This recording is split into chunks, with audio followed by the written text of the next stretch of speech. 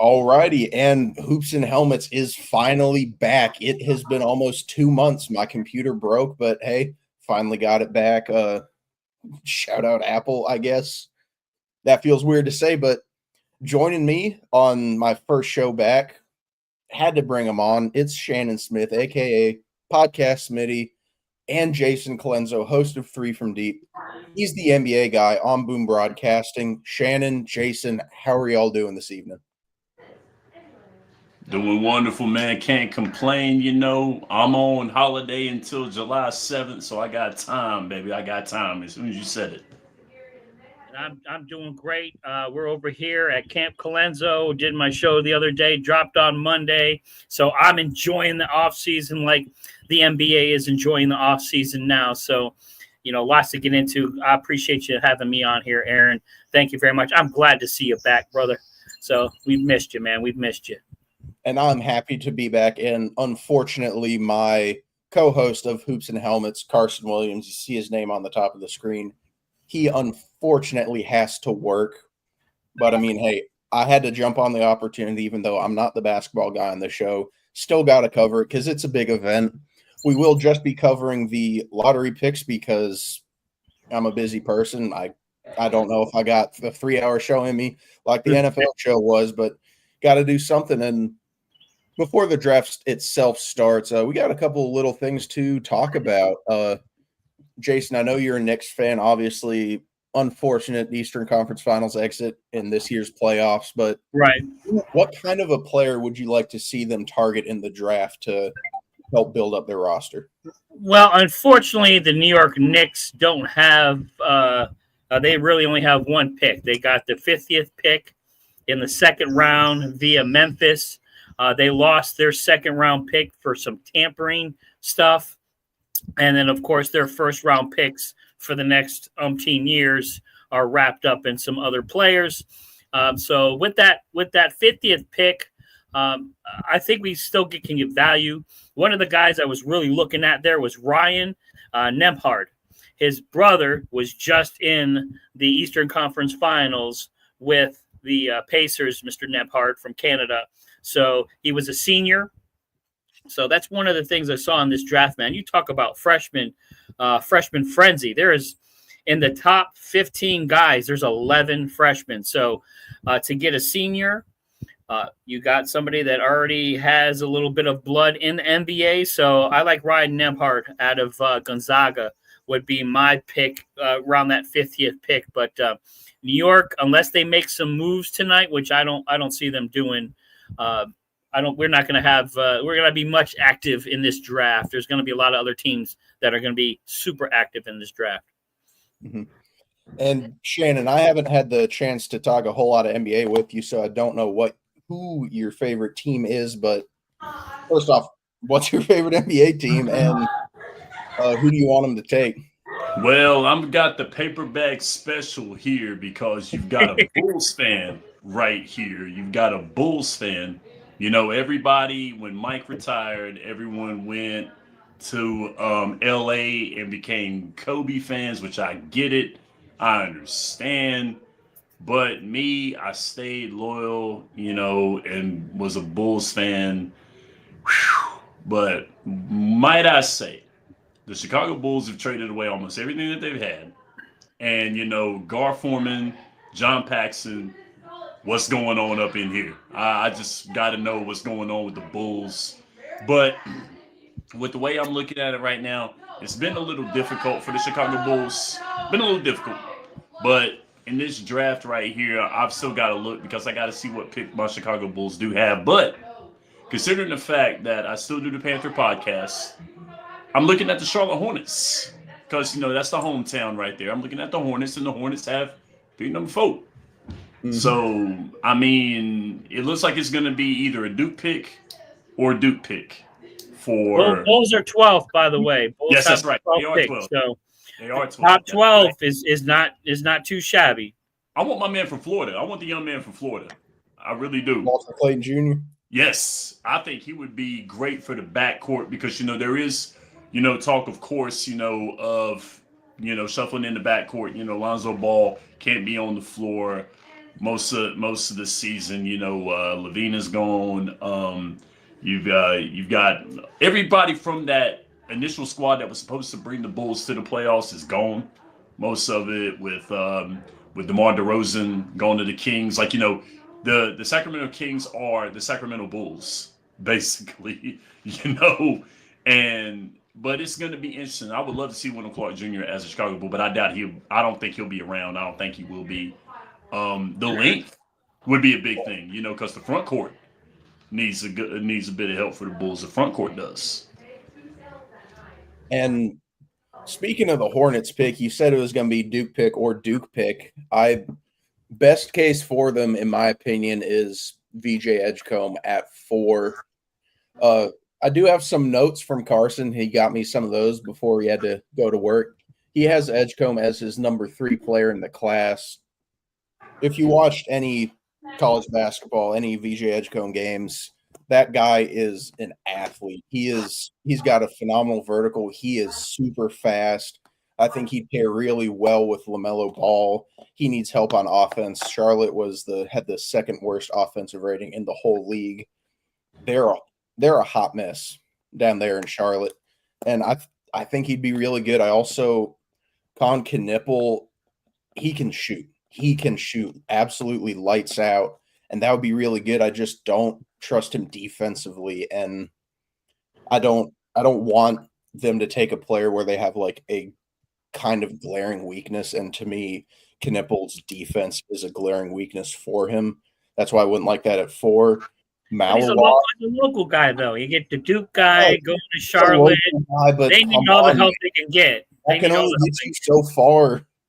I would out of the 2 Duke guys, I would prefer Malawak because as much as I like Mark Williams and as good as he is offensively, he's not what you would expect out of a center with a 7-foot wingspan as a post defender. That is where Malawak excels, is as a post defender. So I would love to see that out of the 2 Duke players, but I'm keeping my fingers crossed for VJ Edgecombe. I doubt he's going to be around, man. He's either going that 2nd or 3rd pick, man. I mean, I like my man from Rutgers now, the lefty. I like my man from New Jersey. So, but he's either 2 or 3. Edgecombe, I believe, will probably go 2nd. I mean, I like him though, but he is a dynamic ball player. I mean, that man can sky. Like, he is a very, very, like, you know, got that vertical. He's got that his jump shot down the other hand. I want to see that 18-foot jump shot. I want to see from 15, 18 feet how he does, because he can do it. Oh, but here we go, fellas. Here we go. Uh-oh. Oh, it's starting. Wow. Drum roll, please. No brainer. Cooper flag, get it over. Let's go. No brainer. No brainer. Yeah. Now, I don't know. Dallas has been known to do some no-brainer stuff. No.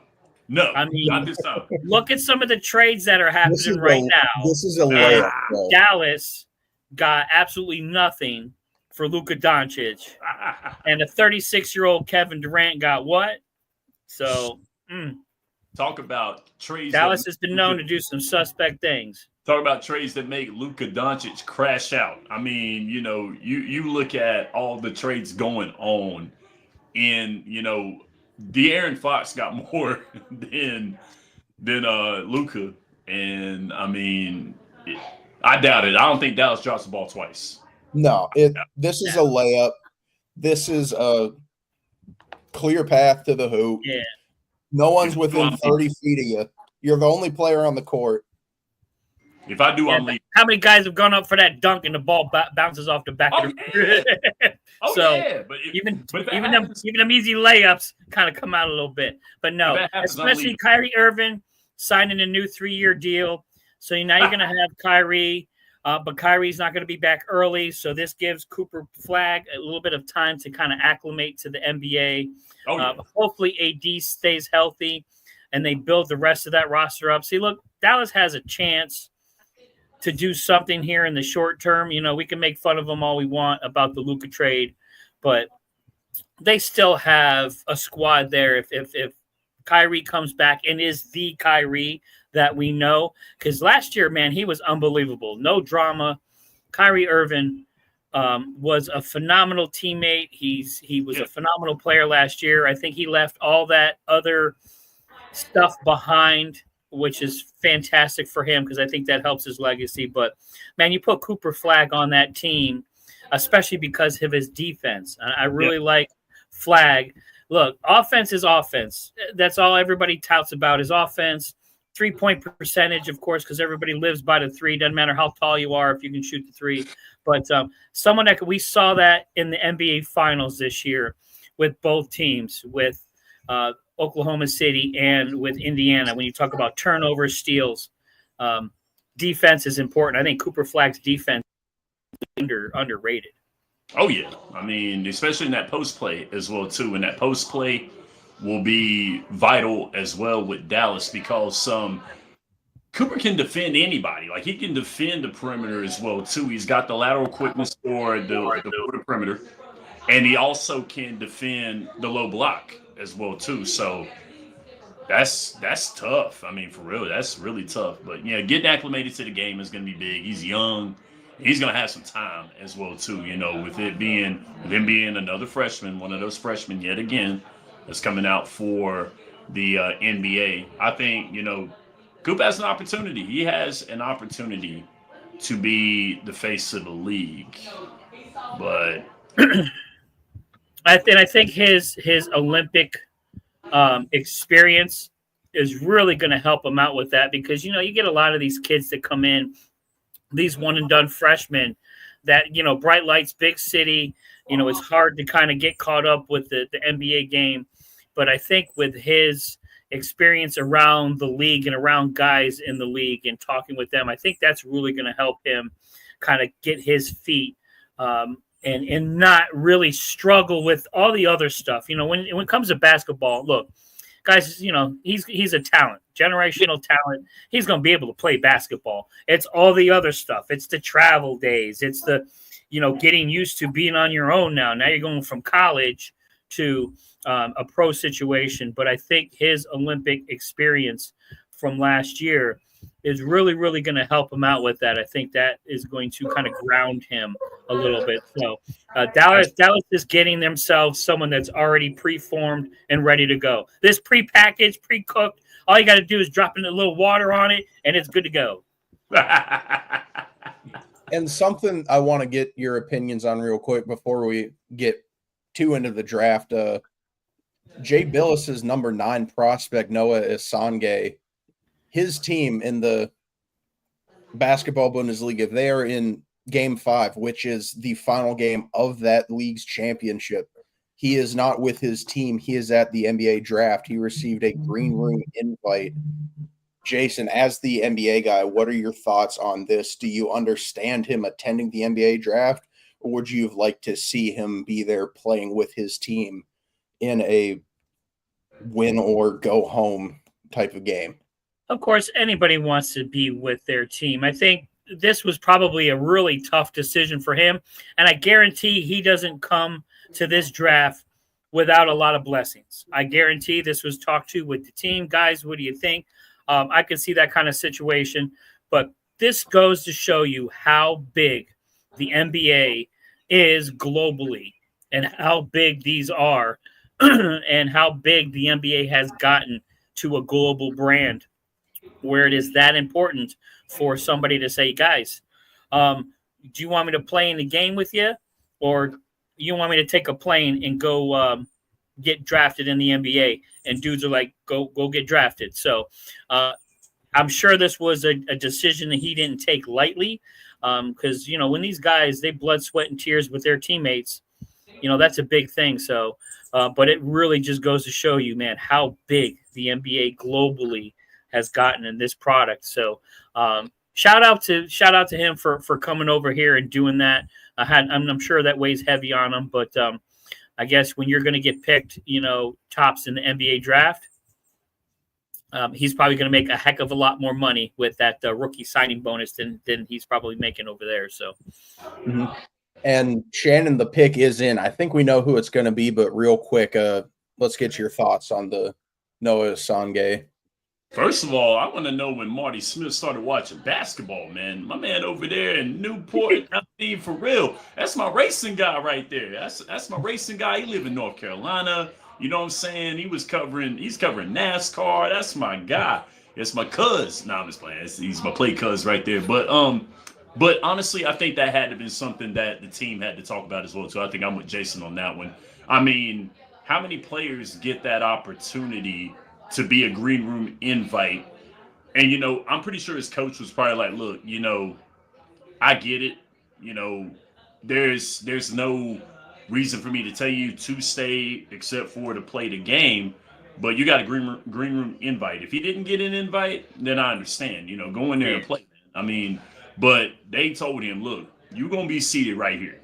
So why not? Oh, here we go, fellas. Let's practice our surprise face right here.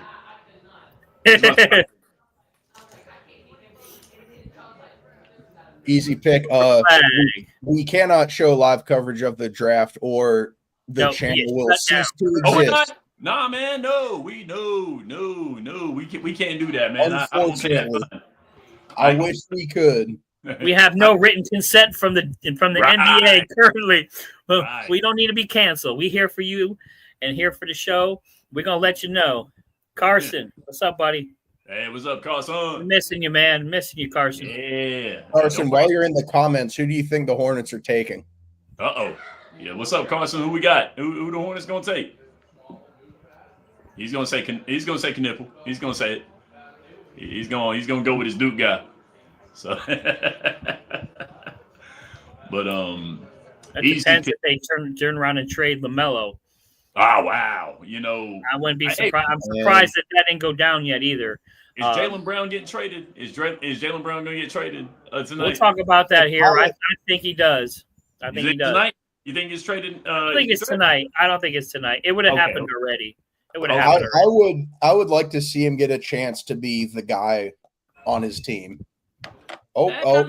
Hey, look, Shannon, you were wrong, Duke guy, but he said a Duke guy. Okay. I wouldn't hate it. I would like that pick a lot. Trey Johnson out of Texas would be a great shout too. He's a phenomenal scorer. You can't teach tall, so you got to go. Speed and height. You can't really teach that. You can have some fundamentals. You can't teach 7'7" wingspan either. No, that's insane. And they need that. I mean, put me on the rack and stretch me out, maybe. Yeah, they need that. I mean, for real. By the way, I'm got a Spurs fan in the comments. Spurs guy. Yeah, so I tell you what, man, watch out for those San Antonio Spurs. Yes. Man, you talk about a loaded squad. Yes. I have a feeling they're going to take Dylan Harper here. So you had Dylan. They got 2 picks. Yes. Yep, they're up there. They got a heck of a draft to get some players, but you got De'Aaron Fox and Victor Wembanyama, the Parisian pillar. I mean, come on. San Antonio is going to be sitting pretty, and they're not done yet. So watch out. I mean, San Antonio is going to be a destination spot. Absolutely. And you talk about an organization that knows how to develop young players. Stephon Castle, you had him, Rookie of the Year. Now you got a second pick in the draft. You got Dylan Harper. Right. It's going to be interesting to watch that because, I mean, the progression of the San Antonio Spurs, that Western Conference, I mean, with KD going to Houston, with loaded. With the Spurs, with their draft going on right now, it's going to be insane. I mean, the Western Conference, the West won the NBA title again. They won it. The Thunder is still, it's there until it's time for it's theirs to lose. Right now, of course, with them being the champions, of course it is. But question I got for you guys: do you think that the Thunder this is a flash in the pan? Will they be back next year? No, it's not a flash in the pan. They're the youngest team in the league. They just won the championship. The issue is going to come around when all these guys are due for an extension. That's when there's going to start to be problems. But True. Sam Presti's got a lot of draft capital to work with. If they draft smart, they're going to build.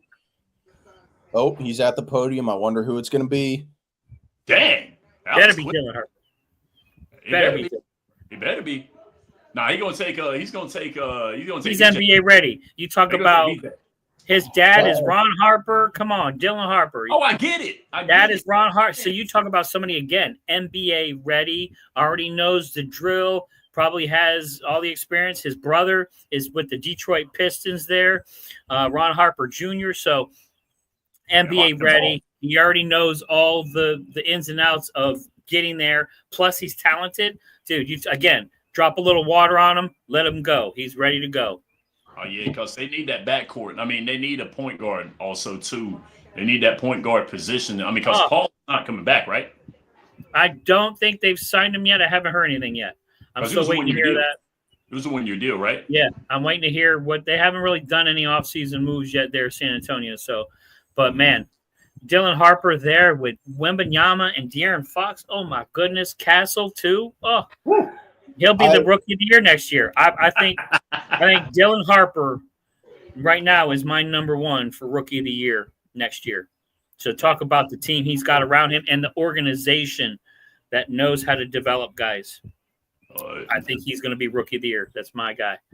I did just see an interesting article on Sports Illustrated that threw out the idea of the aforementioned Jaylen Brown being traded to the Spurs. And they mentioned Stephon Castle in that potential package, along with the number 2 overall pick in this draft. I don't think that's going to happen. No, I wouldn't take it. Stephon Castle is nothing but upside. He's on a rookie deal. Jaylen Brown is making $300+ million. Yeah, you got not only that, you're going to have to re-up Wemby. Fox is making a ton of money. So to build a squad around it, I don't see that. Dude, keep your draft capital. If anything has shown us from Oklahoma City, look what they have done with their draft capital. And thank you to Playoff P, Mr. Paul George, for making it all happen. So I think the Oklahoma City Thunder need to send Playoff P a ring because without him, they don't win anything. So all those players that they got for him, the SGA, Jalen Williams. I mean, and they won. Oh, here we go. VJ. Oh Lord, I'm so far behind, Shannon. Yeah. Yeah, you got Dylan. That's the pick. It's again a no-brainer. That's again those first two. With as much as I was kind of reading some of the freshmen in this draft and some of the international players, you got those top 2 guys are NBA ready. I think you're just going to be able to plug them in. I think their attitude and just their being around the league is going to help them so much with all the other stuff. Yes, the draft starts now, Carson. Now everything is all up in the absolutely. Carson, not really agreeing with your take on Dylan Harper for rookie of the year. And look, I think he's got the squad around him, man. If De'Aaron Fox and Victor Wembanyama stay healthy, Stephen Castle, and you got Dylan Harper, dude, I think that's maybe 4th, 3rd in the West. I think they're up there because I see a lot of teams in the West dropping back down. I got Oklahoma City 1. I got the Houston Rockets 2. I'm going to put San Antonio right there at 3 because I haven't seen anything from the Lakers. I haven't seen anything from the Nuggets, even though I think Nikola Jokic is still the best basketball player on the planet. So there's a lot of teams that better do something, the Minnesota Timberwolves, etc. So the West is on notice. Dallas is getting deeper. San Antonio is going to be deep. Houston just got, a rocket ship in KD. So the West is on notice. So there's going to be a lot going on right now. But it's got to be heartbreaking for KD, Russ, and James Harden to see the fact that Oklahoma City just built without him. I mean, with those 3 on the squad, they got to the finals once. I believe it was once, right? It was once. Against the who did they shoot? I can't remember who they played. It was once. And then that was the year after that. KD went and jumped and went with Golden State. So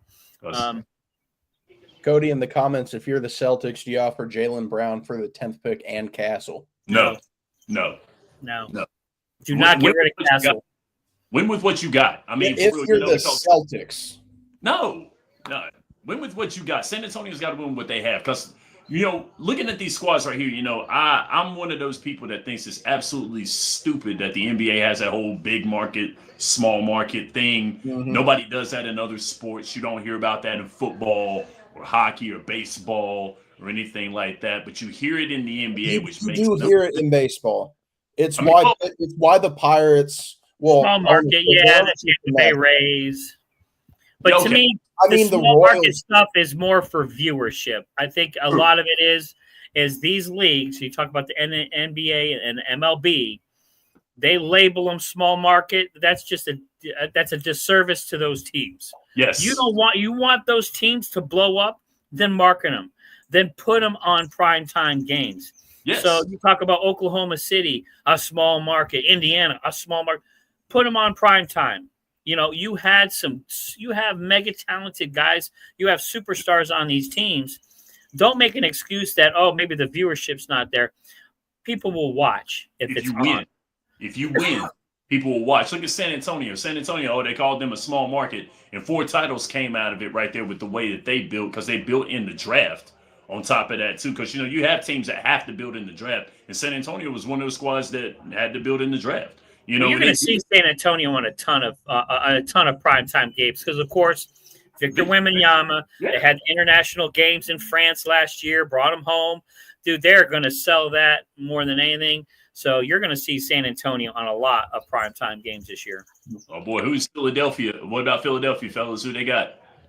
Philadelphia's got problems. They need to do more than this. I think whoever they pick, unfortunately, is doomed to repeat the process. They need to get rid of Embiid. They need to do some big moves.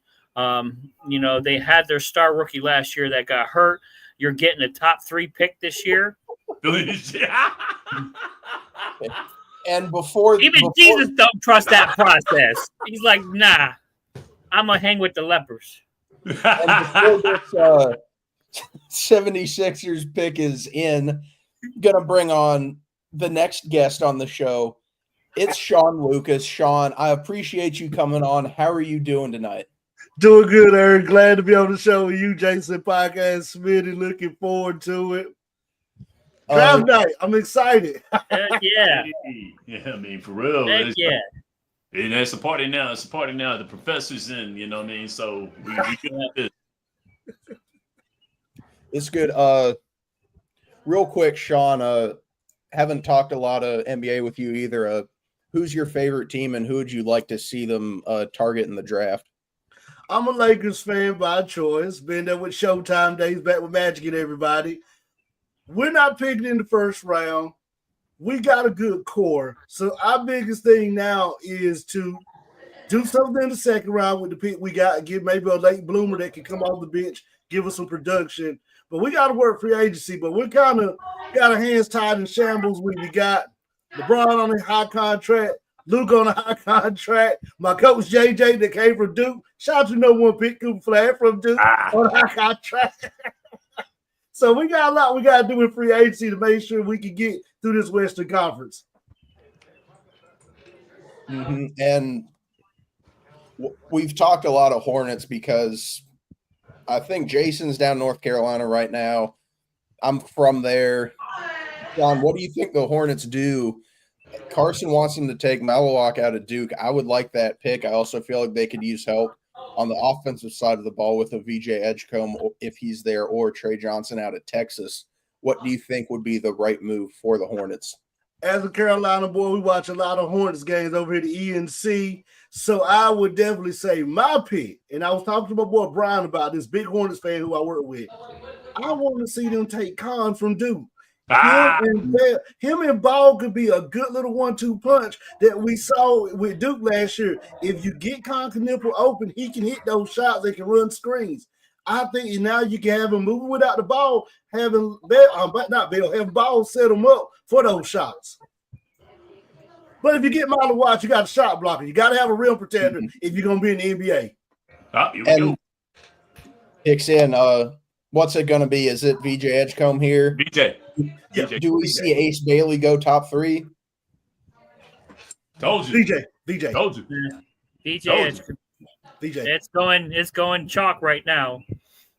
And hey, so how long is it going to be before he's the man? Because I saw when they had on their key players, and 2 of their 3 key players were guys that you ain't gonna see on the floor that much, in playoff P and Joel Embiid, so he gonna be the man. I still think those guys get traded here pretty soon. I'm surprised they haven't gotten traded already.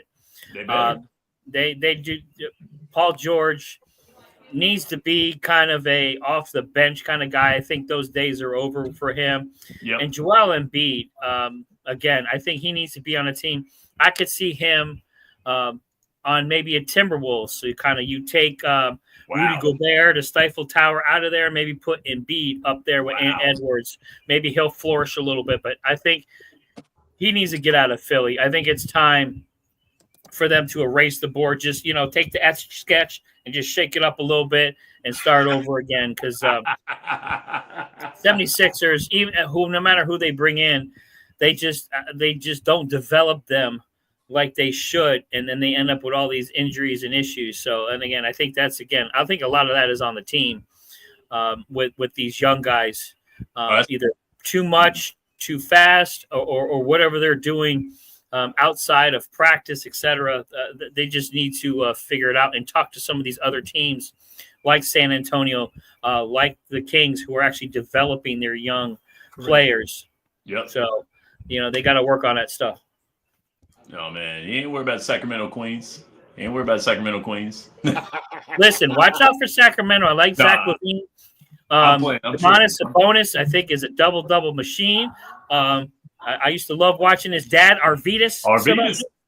Yep. So, yes. I think they are a really underrated team. It's just, unfortunately, they are in the Northern California where they don't even count. So, but I really like that team. I think if they can get some young guys, which they have some picks here, I think they can kind of get back into the mix and get a little farther in the playoffs and get back on track, even after losing De'Aaron Fox. That was a shout out to Shaq right there, though, for real. I had to do that because I remember that Lakers Kings rivalry right there was what that was something. You know what we did to the Sacramento Queens? We're gonna get the broom out every time we played them. But that was a squad, though. But see, the Kings were a squad, though, for real. They were a squad. They were a squad. Dejan Stojakovic used to love watching him. Chris Webber. Bibby time. That's Mike Bibby Diesel now. I mean, it's crazy. But that comes into like the people talking, Shaq talking about things are scripted. So I don't know. I think the Kings got bamboozled back in the day here, along with the Phoenix Suns. There's some rumors of stuff floating around out there. It's history. You go back and look at some of those teams, and you go, man, how could they have not won? And oh yeah. I mean, the Kings are one of those. You even say that about the Jazz. I remember back in 96, 97, you say the Jazz were loaded. How could Stockton Malone and Jeff Horner said not get over the hump? Yep. Best short shorts in the business, baby. John Stockton. Hey, Stockton was nasty, though, for real. 02 Kings were the best team to never win a chip. The Lakers are just better. Yeah. I mean, I agree. Another bad did. Shaq, Kobe, Robert Horry, Derek Fisher. Yep. You had Rick Fox. We were loaded. Yep. Pretty Rick. That's what my sister used to call Rick Fox. Pretty Rick. Oh, yeah. Pretty Ricky. North Carolina. He's a Tar Heel. The Charlotte Hornets. Who are we taking, Charlotte? Let's go. Oh, man. I think I got to go with come on right there. I think I got to go with him. Either him. They need to help in the post so more than anything. They need to post more than anything. More post offense, more post defense. And they also need like a reliable scorer outside of LaMelo Ball, which is where I would really like on Knipple or Trey Johnson. Those are they got that with Brandon Miller. They got that shooting with Brandon. Miller. So Brandon Miller, not so breaking news on ESPN. Mavs State flag at number 1. Not so breaking news. So I mean, but Thank you. But like, you know, they need everything. Like, you know, the Hornets, they need everything. So they need LaMelo Ball, first of all, to play 82 games. They need that more than anything because the man can ball. Like LaMelo can ball though, for real, man. And best out of all three of them. yes, yeah, by a mile, hands down, by a mile, hands down. I mean, what I'm worried about with LaMelo is that it's just gonna be a repeat of Kemba Walker, where we just had a really phenomenal guard, and they just did not do anything to build around him, and they're just going to waste a good chunk of his career, and I'm really concerned we're just going to see that cycle repeat with LaMelo. It's Dame Lillard. I mean, for real, you know, we got the Dame Lillard thing all over again. I mean, Dame was loyal, and they built nothing around Dame. I mean, but Portland's another one of those squads that they got to build around the draft. I mean, because, you know, you're not attracting, you know, free agency through to Portland. It ain't like that, you know. Drew Holiday don't even want to play for him. He's already mad he got traded to Portland. He wants out. So, I mean, right. I mean, Portland's, again, somewhere you go to die. So, I mean, it's just sad to say because Portland has such a great NBA history. They do. Clyde Drexler, you know, and those early teams in the 80s and early 90s, they had a great squad, but just bad moves, bad ownership. They're kind of right up there with, unfortunately, in the bottom of the barrel. You know, you talk about Charlotte, you talk about the Jazz, you talk about the Washington Wizards. These are just teams that just never bubble up at all. No, I mean, and it's so sad. I mean, what's the chances the Hornets don't completely mess this up? 10%. Look, they're taking a random foreign player who's like 18 years old who's going to take 6 years to develop. It's going to happen. And it breaks. That's the Luka Doncic effect. Everybody wants the next Luka. So that the foreign players, they're here to stay, guys. I mean, again, this is the new NBA, especially with the NBA wanting to start something overseas too. I mean, I understand, but still, it's just that, you know, you talk about the rich basketball history as well too. You know, the Hornets had a rich basketball history as well too. You know, there were Hornet squads that were on the cusp of winning as well too. You know, you take that Larry Johnson, Lonzo Mourning, Bugsy Bowles. Yeah, that squad was running. Let's go. Yeah, I'll tell you, another Hornet squad was running. The Baron Davis squad that got to the second round. That was a good squad. The one B.J. Armstrong had was running back in the day. He did. The voice pick would be Ace Bailey. Could you imagine that shot selection? And they'll probably draft him. Carson just called it. I mean, Ace Bailey's good, but yeah, Charlotte. Here we go. Look, they're gonna draft him, Ace Bailey. Con Knipple. Oh, okay. Con Knipple. Cool. All right, so far we're chalk on some of these picks. Yeah, I told y'all that's a good 1-2 punch right there. No, it's fine. Knipple can get open. That's what I saw in the tournament that I really wish he made his money in the tournament, but if he could have stayed one more year at Duke, it would have made me happy. Get out. Get out. He made his money. Get out. Get out. And that's so hard with the nil money too. I mean, you would think, you know, as low as some of these rookie NBA salaries are, where guys can make 2-3 times that with nil money, you would think that this would probably hurt the draft and hurt people coming in. But guys still want to come to the NBA. Guys still think the NBA is bigger and better than nil money, because this is not like football. I find that very interesting, because you would think with the nil money, you would think guys would stay longer at school and get. I mean, look, if I was a millionaire in college, talk about the college experience, and I got to play basketball, I think that's a whole different vibe from being broke and playing basketball and then having to go to the NBA. But the NBA is still a draw, man. Guys want that call, and they want to be. You want to play with the best, and that's what they want to do. They want to play with the best. You know, look at the European surge as well too. They're wanting to play with the best. There's an opportunity, an open window to play against the best players. I mean, I get the money now. I'm not gonna lie to you though, for real. Making that money in college now, and that's a good draw. That's what's gonna draw players to stay longer. I understand that. But when they look at you and say, "Hey, look, you can be a lottery pick. You're gonna be top 5. You can be top 5. You can go ahead and do that." Because these recruits and I know this is very this might be a hot take, but these recruits are a dime a dozen, especially if you're a big squad. If you're one of those blue blood squads right there, guys want to play for you. But also too, with the way that NIL is, you've got smaller squads that can get players, but yet and still later on they might transfer to a Duke or a Kansas or a Kentucky or North Carolina later on, if with the exposure that they may get. So they might take one of these schools as a stepping stone and go and be like, okay, cool, I can play here. Kobe Brea, he's an example. He was a smaller school guy, went and played in Kentucky.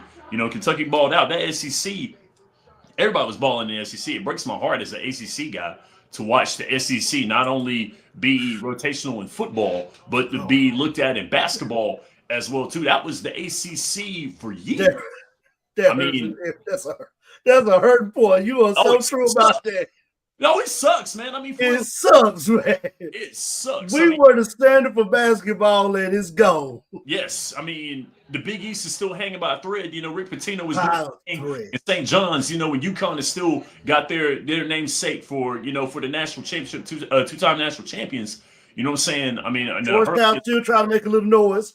Exactly. The Big Ten is still doing what they're doing, but the SEC is like top to bottom, probably the best basketball, and it was definitely the best basketball this year. And Florida proved that by winning the national championship, being the last one standing out of Auburn and Alabama and Kentucky. And I'm like, for real. So yeah. I'm a big Syracuse fan. I miss Syracuse in the Big East. I miss those Big East tournaments. I'm gonna tell you what, that Big East, like UConn with Georgetown. I miss the Big East. I hate that they're in the ACC. Dude, I crapped. Say there's nothing spectacular going on in Greensboro. And I crapped. I will never forget that comment. I crapped on the Big East a lot. I talked bad about the Big East because they were contending with the ACC at that time. Come on, man, Carson, come on now. It was cool. It's not wrong. Cool. And so you said that you got to bring it up, man, for real. But but one of the best basketball games that I've seen came out the Big East, and that was that Big East tournament game with Syracuse and UConn. It went on forever. Six overtimes. It went on forever. I remember. I had to work the next day, early in the morning too. I didn't go to bed till like 2:00 in the morning. A good story, man. We were in Myrtle Beach, and we were getting ready to go out that night, and it was a bunch of us guys, a bunch of us girls. My buddy Chris, my buddy Caleb, all of us. We were like, we're gonna go out after this game is over, and we're like, all right, cool, it went in overtime. All right, cool, it went double overtime. They're still playing. And we're like, we're not leaving until this game is over. And then the fourth overtime, we were like, they're really still playing. And the girls got into it. A lot of the girls that were with us, our good friends, they got into it. And they weren't really watching basketball. And they were like, this game is still going. And I'm like, yes, this is overtime number 5. And they're like, wait a minute, they don't play that many. And I'm like, no one does. This ain't no college overtime like football. Right. This ain't no NCAA. But that was fun, man. That was probably. But I missed some of those battles, and yes. I'm really surprised that college basketball hasn't kind of started mirroring college football and started looking at really dividing it up a little bit better and kind of taking those bigger schools and bubbling those bigger schools up and doing some super conferences as opposed to just, Big East and, Big Ten, those, in football, those conferences are pretty much done. Everything is just the top conferences now. And then everybody else is second best. So I'm surprised that the NCAA really hasn't started looking at changing the landscape of, how these teams are where they're located and how they're situated. Yeah, college football about to turn into college basketball in a couple of years. You know what I'm saying? We're gonna see that tournament get bigger. You know what I'm saying? We're gonna see that happen. All right, Utah Jazz. Who you going? I feel bad for him. Worst record in the league, 5th pick. Yo, they signed their coach for a minute though. For real, they gonna have a coach for a minute. I mean, Ace Bailey, they're gonna take Ace. Fears out of Oklahoma. I like that. I like that one. Nope. They took Ace. They took Ace. Wow. They took Ace. Wow. It's chalk. It's chalk right now. It is chalk. It is. It is. They took Ace. Oh, boy. And that's one thing about college basketball draft, NBA draft versus NFL draft. NFL draft, you about know the top 5 picks, but it can always change at the flip of a dime. Oh, yeah. College, NBA, it's going to be straight chalk, at least the first 10. More or less, yeah. I mean, for real, with it being lottery picks and all that, because, that's what everyone's expecting right now. The first 14, you're like, hey, this is Trey Johnson next here. Trey Johnson next, though. Going to the Wizards. For the Wiz. I mean, they just got C.J. McCollum. They just got Kelly Olynyk. I still think they traded away Jordan Poole, to the Pels. Again, another one of those teams. I live in northern VA, and unfortunately, you talk about bad ownership and some of the weird decisions that they make. They wanted to move the team to Virginia, and this whole big mess. It became a whole thing. But Washington Wizards, again, putting a bad product on the court every time. So I hope they do something with this pick, and I hope they get a squad, because it's just not fun to see Washington. I think they need to go back to the Bullets. I know why they changed the name. Yeah. But I hate the Wizards name. I think they need to go back to the Washington Bullets, bring back the old school jerseys. I mean, come on. That throwback, man. Come on. It's time. It's time. Them Bullets jerseys was dope, though, for real. Yep. They had Weber and Juwan Howard and Calvert Shaney at that time. Slept on team right there. Washington they were a squad, man. I mean, they couldn't put it together, though, for real. I mean, and I wanted them sneakers, though. I wanted those Air Up Tempos, those white Air Up Tempos. I wanted them joints right there, though, for real, man. That was, man, yeah, those were good times. George Marathon, 7-7. Manute Bol was on there, I think. Yep. Yeah. Manute was on there. Bol. Yeah. I mean, and John Wall was on there at one point in time. John Wall on there at that time. John Wall is a thief. You talking about someone that stole a lot of money from the NBA? Oh, yeah. John Wall. Holy cow. Someone that never played a game. 30, 40, $50 million he made. That's facts. That Kentucky squad, real. Everybody got paid on that squad. The Jay Cutler of the NBA, just stealing money. Ooh. Jay Cutler. Oh, boy. That's rough. And Jay, I mean, for real, Jay was supposed to get the Bears back to the Super Bowl. Rex Grossman. Sexy Rexy. That'll always be one of my things. 2 Duke players and 2 Rutgers players in the top 5. That's insane. Yeah. I mean, Duke, no. We were the best team. No, Rutgers having 2 top prospects in there, I could see that. But Duke and North Carolina should always have 3 to 5 guys in the top 10 every year. Yeah, perennial. They should be perennial. Yeah. Arguably, we were the best team in college. Brings us back to UNC letting the ACC down. I wanted this. I can't boo him. Right. Boo this man. He's right. UNC is now about to be a football first school. No, basketball is over. Listen, I don't know about that. Come on. I don't know about that, man. It's gonna be in 4 more years, you will be a football first school. Basketball will be an afterthought. I was so excited. Michael Jordan ain't gonna let that happen to that school. He's gonna step in, drop some more shoes off, name a couple of more buildings. Man, he ain't gonna let that happen. No, I was so excited. I was so excited when Bill Belichick became coach. I cannot wait for that man to leave. I can't wait. I cannot wait.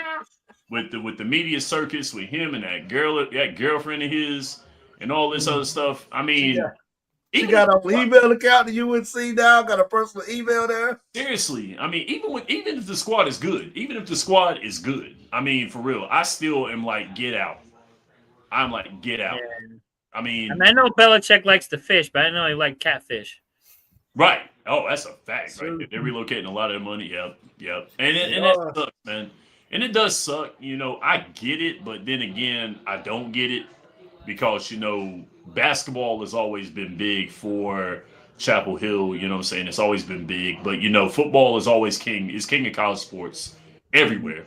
I mean, if you have a football team at your school, you're fine. I mean, even if the squad is hot garbage, you're good because it's still going to generate money. People love football, you know, and I get that, you know, even though we're a basketball state, Carolina's a basketball state, Indiana's a basketball state. You know, you can make the argument that Kentucky is a basketball state. You can make that argument as well too. Yeah.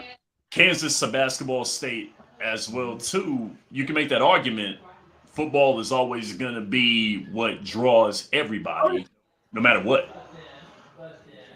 Football moves the needle, makes the money. And Aaron, football guy. Oh yeah. And I think a lot of it too is because, you know, you look at college basketball now, their big draw is March Madness. Yes. You know, a lot of people really, you know, you talk about the weekend warriors and the people like I didn't go to that school or, you know, never, you know, went to college, whatever. They only watch college basketball when it starts getting into tournament time in March Madness. Oh, yeah, that bubble. Whereas college football, they're watching preseason games. They're watching like, you know, week 0 scrimmages. They're watching everything. And no matter what, so like then they're watching those the playing Podunk University, like they'll watch everything. College football is everything, but college basketball, and I don't know if this has to do with the nil thing, the transfer portal, what it has to do with, but I don't know why. Because the regular season in college basketball, in some of those matchups, Duke, North Carolina, I mean they're still big, but are they as big as they used to be? I don't think so. They're missing something. They're missing either that name, the draw. I don't know what it is. It's just basketball is not regular season is not what it used to be. And I get that growing up. You know what I mean? I get it. Yeah. For the Wizards, sorry to cut you off. They took the vast majority of that 5 minutes. What do we think the pick is here? For me, it boils down to Trey Johnson or Malawak. Trey Johnson. I'm going Trey Johnson because I got Malawak going to Duke in the South at the next pick. They need the backcourt, so I'm going as well too. I mean, I'm going Trey Johnson out of Texas. I'm going with Trey Johnson. They need to help in the backcourt. I mean, they need to rebuild. They got to rebuild. Oh yeah. Worst offensive rating in the league. They got to rebuild everything. They need something. They need a spark. They got to get people excited about watching them. Yep. Putting a bad product on the court, can't do that. You got to have. That's the right pick. Oh yeah. Trey Johnson was the right pick here. Wizards had the worst offensive rating in the league. Trey Johnson, one of the best scorers in the draft. I think this was an easy pick. Yeah. Evidently not, because they took almost all 5 minutes that they had, but they were probably trying to trade it away. But anyway, I wouldn't be that's surprised. That's what the Wizards do. But man, Pelicans up next. What do you guys think? Keep Zion or get rid of Zion?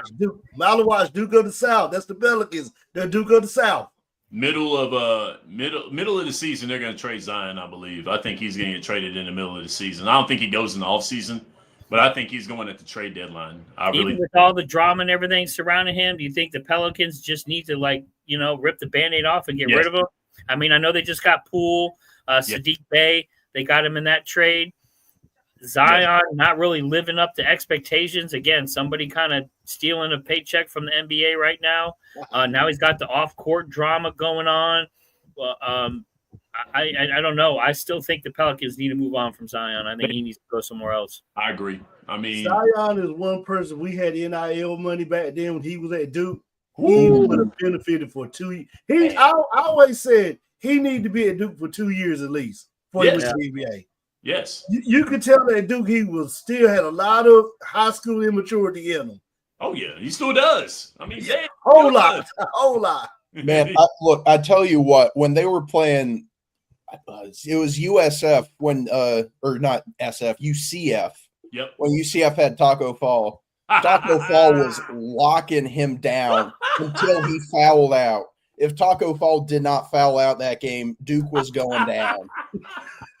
Taco Tuesday. That's what I called him. That's what I called him all through the season. Taco Tuesday.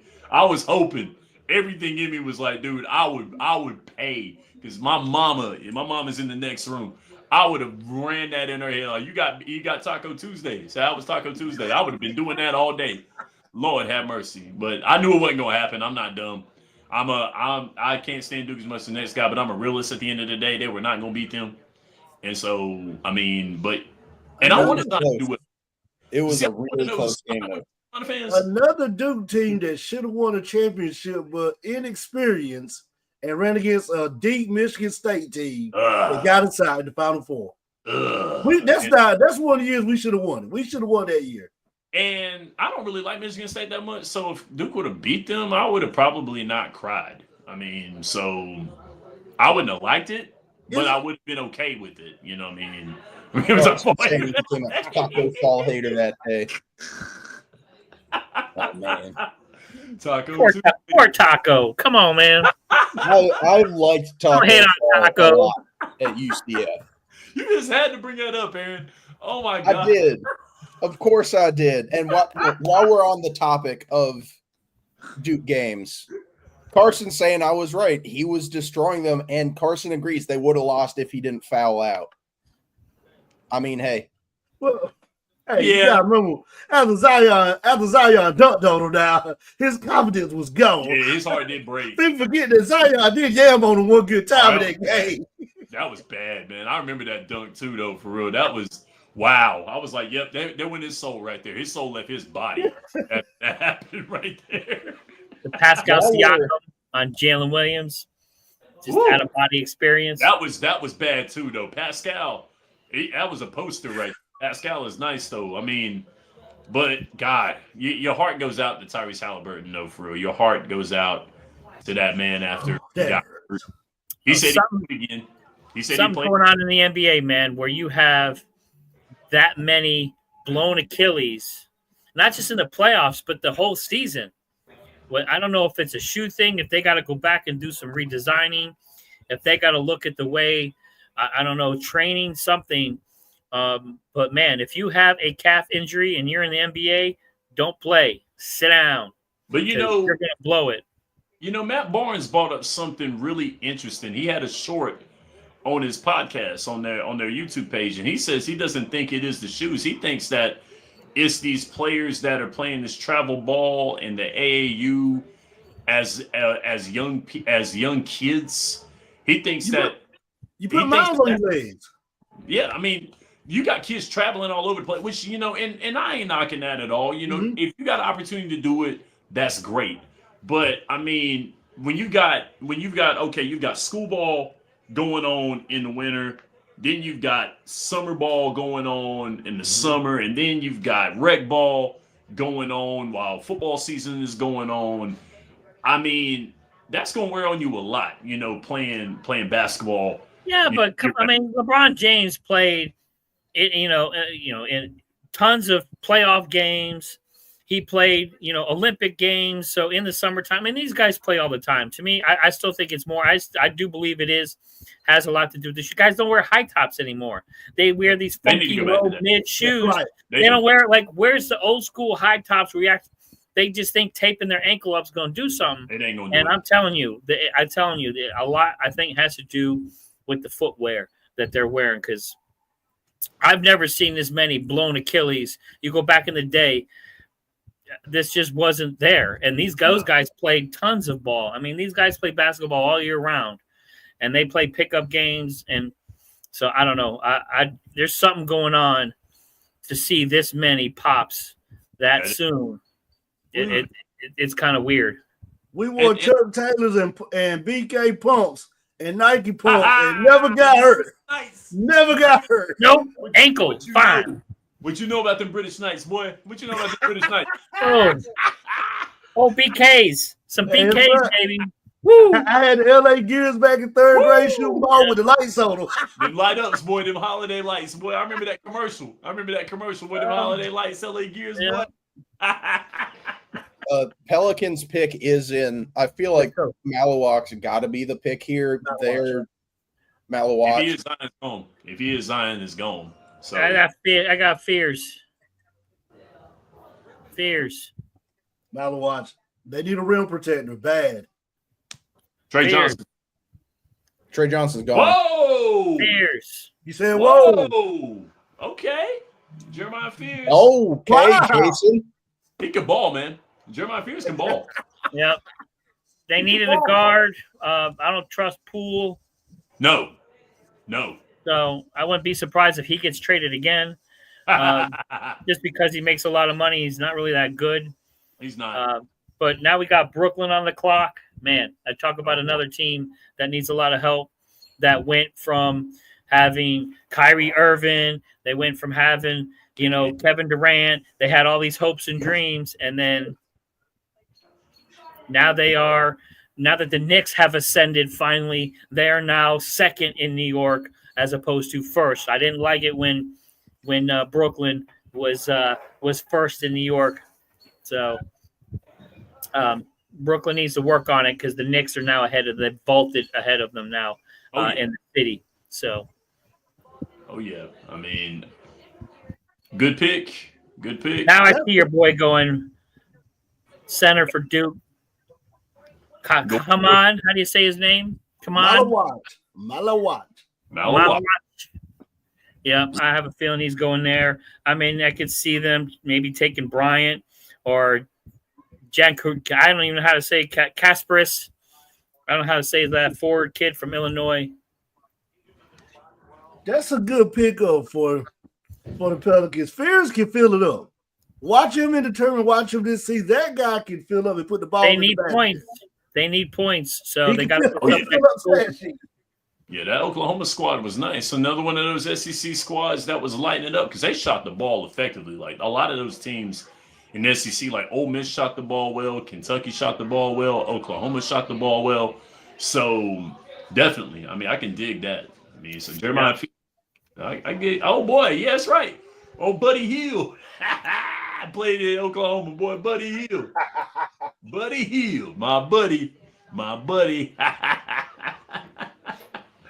Oh man, Trae Young. Oh man, Blake Griffin. I remember Blake Griffin took Tyler Hansbrough. He took Tyler Hansbrough to school in the tournament. But who won that game though? That's what mattered. Y'all won. Who won that game though? But he took your boy to school. He took him all around the school block. Oh, that he did. I mean, for real, because Blake was nasty, man. I mean, Blake had some nice post moves in college. Probably one of the best in-game dunkers. He's got to be in that top 15, and in-game dunkers. We gotta talk about that right there too, Jason. We gotta talk about that. Our in-game dunkers, our best in-game dunkers of all time. We gotta talk about that though, for real. And everybody else is welcome to. My bad. Sorry. Sean Kemp, I know is up there. Oh yeah. Yeah. Skywalker. Dr. J. Dominique Wilkins. Dr. J. Some of the purest basketball moves. You guys, all them cats out there who haven't seen Dr. J play basketball, you gotta watch it, man. Yeah. Dominique Wilkins. The human highlight reel, Dominique. Oh, Vince Carter. Oh, Vince, yeah. Vince Sanity. Vince Carter was a dog. But Jason, I know you got to get off soon. Real quick, something that I want to hear from everybody at some point during the show. What is your favorite basketball moment that you have experienced yourself, Jason?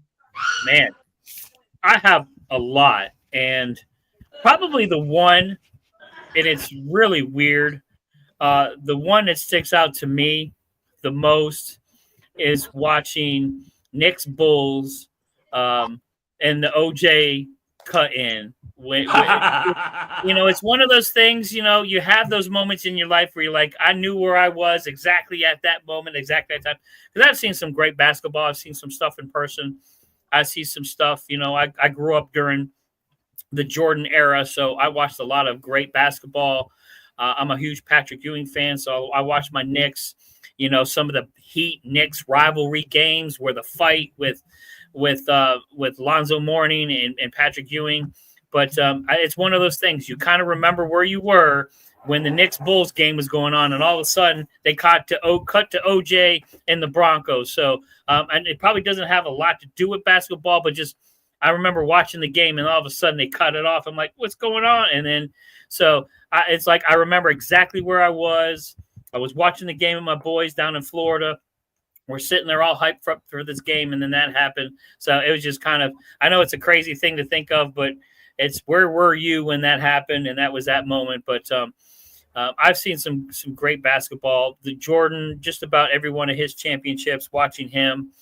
The flu game, I remember sitting there watching that game and watching him. It's just ridiculous. Again, as a Knicks fan, it's hard to cheer for Michael Jordan. But, man, when you watched him, you were watching history. So just anything with Michael Jordan in it. But, yeah, I remember where I was exactly during that Knicks-Bulls matchup with OJ. It was crazy. Yeah, and with that, Jason, I'll let you go. I know you're on vacation. I appreciate it. Spend some time with the family. Always glad to have you on. Appreciate you coming on, and hope you enjoy yourself, man. I thank you very much, guys. Enjoy. I love seeing you back on here, Aaron. I'm glad to have you back on, man. Let's get Hoops and Helmets going here again. I can't wait for the Gridiron Address with football coming up here too, guys. So check out 3 from Deep. I'll be back next week here. We'll still be doing our shows here, and we'll talk about a lot of it because the off season is going to be heating up here. So, guys, thank you, Aaron, for having me on here. Shannon, Shawn, Aaron, I appreciate you guys. We're going back to Camp Calenzo. Guys, I'll check you later. Peace. Peace. All right, brother. Take it easy. Alrighty, and Nets pick is in. Real quick, I'll bring this up from Carson. We talked about it a bit. Is Poole a part of the Pelicans' long-term future, or is he gone now that they got Fears? Oh, he's gone. He's gone. Yeah. He's gone. He's not been answered anywhere, in Golden State, of course not. And of course with the Warrior. I mean, I'm sorry, with Washington.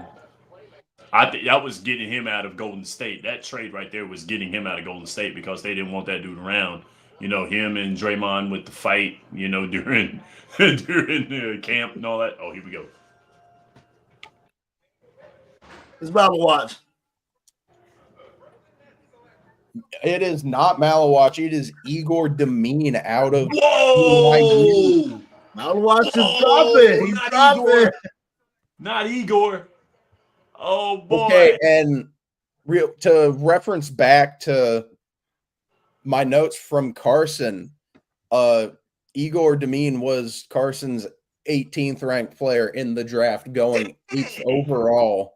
Dang! He is a good passer, and he's got good size for a guard. But man, what are y'all's thoughts on this, Shawn? I know you were saying Malawatch here. As the Duke fan on, what do you think? I didn't see Igor going this high. I was like Carson, saw around that 15th, 19th round, that area somewhere. He can play ball. He can fill it up. I did watch some BYU games and saw what he could do. So not the pick I expect. I really thought Malawatch would be somewhere in this little group right here, 5 through 10. Really thought he would be going to New Orleans. Now dropping past New Orleans, dropping past Brooklyn, starts to make you wonder. I can see him in Toronto, but maybe they'll grab him. Carson Williams calling Igor Josh Giddey 2.0. Hey, Josh Giddey can ball, man. I mean, yeah, he's good. He's good. Josh Giddey can ball, man. I think he was doing something in Chicago. I mean, Josh Giddey was doing a little bit. Him and the Caruso trade this year. You know what I'm saying? I mean, Giddey can play, but yeah. Well, one thing about Igor I like, he can pass for a big man. He can. He can pass. He can. Good vision, good court vision as well. Yes. Too. You know, he can take the ball up court a little bit. You know what I'm saying? Yeah, BYU players. Wow. Sean Bradley. Okay. 7'6", boy. 7'6". Oh, Raptors man. on the clock now. I feel like Malawachi's got to be the best player. Yeah, this is it. They got Jakob Poeltl at center. Do we think Malawach would be a good pairing with him? I think so. Malawach is a good rim protector, and you can throw it up and he can go get it. And he can mismatch when you got a weaker defender on him and score. That's one thing I saw that he got better at Duke this year. First half of the season, I was a little skeptical. As we got close to the tournament, he got better with that. So I think it's been a good move for Toronto by grabbing him. Nah, I think they get Murray's. I think they get Murray's bowls on this one. I think they get Murray's bowls on this. I really think so. Because, I mean, now that you brought that up about the center position, I can see them going forward or going guard, but I think that Murray's Boyles is going to be their guy that they're going to get. I think so. Because Colin Murray Boyles is nice, though, in South Carolina. So, I mean, for real. So, I think he can. But see, Malawach would be good. He's a good player, but I don't think that they're going to – I think Houston, man, you know, Houston might nab him, though, man. If he's around, Houston might get him. Houston could. I do want to shout out a player we haven't mentioned yet, Asa Newell out of Georgia. Asa! He moves really, really good for a big guy. I think that would be a really nice pick here for Toronto. Asa's a sleeper. Asa's definitely a sleeper. Yeah, Asa's a sleeper, man. Wow. But I think I still think Murray Boyles is going. I think but I like Asa though. Asa Newell is I think he'll eat wherever he goes though. I think he will. 30 and 52, 11th in the Eastern Conference. 30 and 52. You got to have a rim protector. Oh, yeah, definitely. I mean, especially in Eastern Conference, definitely. I mean, for real. So I can dig that. I can understand that pick right there. But Murray Boyles might be that scoring punch they need. It's just not a good fit for these teams. Why is he wondering if Malawach is just not a good fit? Why has he not gone yet? I think this is it. You got Ingram and you got RJ Barrett. And I know I'm a Duke homer, so everybody go ahead and say it. Ingram can isolate.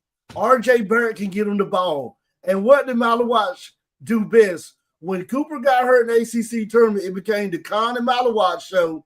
He would find a way to get Malawach open for those easy points in the basket. And I think that's what Ingram can do when he isolates to get that one-on-one. Malawach can pull the defender out. I think this might be the best stop for him right now. It would be, but I mean, I think Toronto might fall in love with that offense that Murray Boyles gives to him. I think they might fall in love with that offense because Murray Boyles can shoot. He can score inside as well too. But I mean, I don't know why he's not been picked yet. I don't understand the gathering in Toronto. I like it. I mean, I don't know why he's not been drafted yet. So true, Carson. I don't know, man. I mean, I don't know why he's not been drafted yet. Raptors pick is in now. Go. Let's see it. I don't know why my TV is constantly a minute behind, so I have to keep fast forwarding through stuff. It happens. It's terrible. Shannon, I'm gonna take you to Durham and let you sit in that chair right in front of the camera, the Brotherhood chair. I'm telling you, man. I mean, you're gonna feel the Brotherhood. I've been to Cameron, man. I about died. I mean, for real. I mean, I think I told y'all that story there. The way I scored those Carolina Duke tickets, and it was the blood game that I was at. It was the blood game. Gerald Henderson. Yeah, it was the blood game. And it was where I was at. And I was like, you've got to be kidding me, man. I mean, I thought I was going to die. I was like, man, you would have never met me because I would have died because I was the only Carolina fan. And I said, no, we're going to thug this out right here. And I almost died. I mean, it was a great experience. And I will say this, Cameron, that's a hell of an experience, man. I mean, going to Cameron. I mean, I've never been to Freedom Hall. I've never been to Lawrence. I've never been there, but I'm gonna tell you what, Cameron Indoors that's another animal. It's a beautiful place. That is another animal right there, man. I mean, especially if you're the opposing squad too. On top, if you're the opposing team, Lord have mercy, Lord, I don't wish that on nobody. Ooh, I don't. But Oh no. all right, Jay Billis Jay Billis is best available. Colin Murray. I think they're going to take. I think Toronto takes Murray Boyles. I really think they do. I mean, they're saying one of Toronto's biggest needs is a rim protector. That's Malawatch to a T. All day long. Malawatch. That's him. That's his game. Here we go. All right, let's see what we got.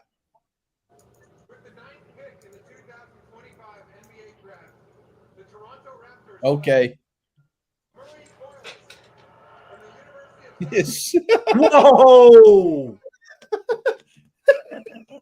Is Drew Timmy off the board yet?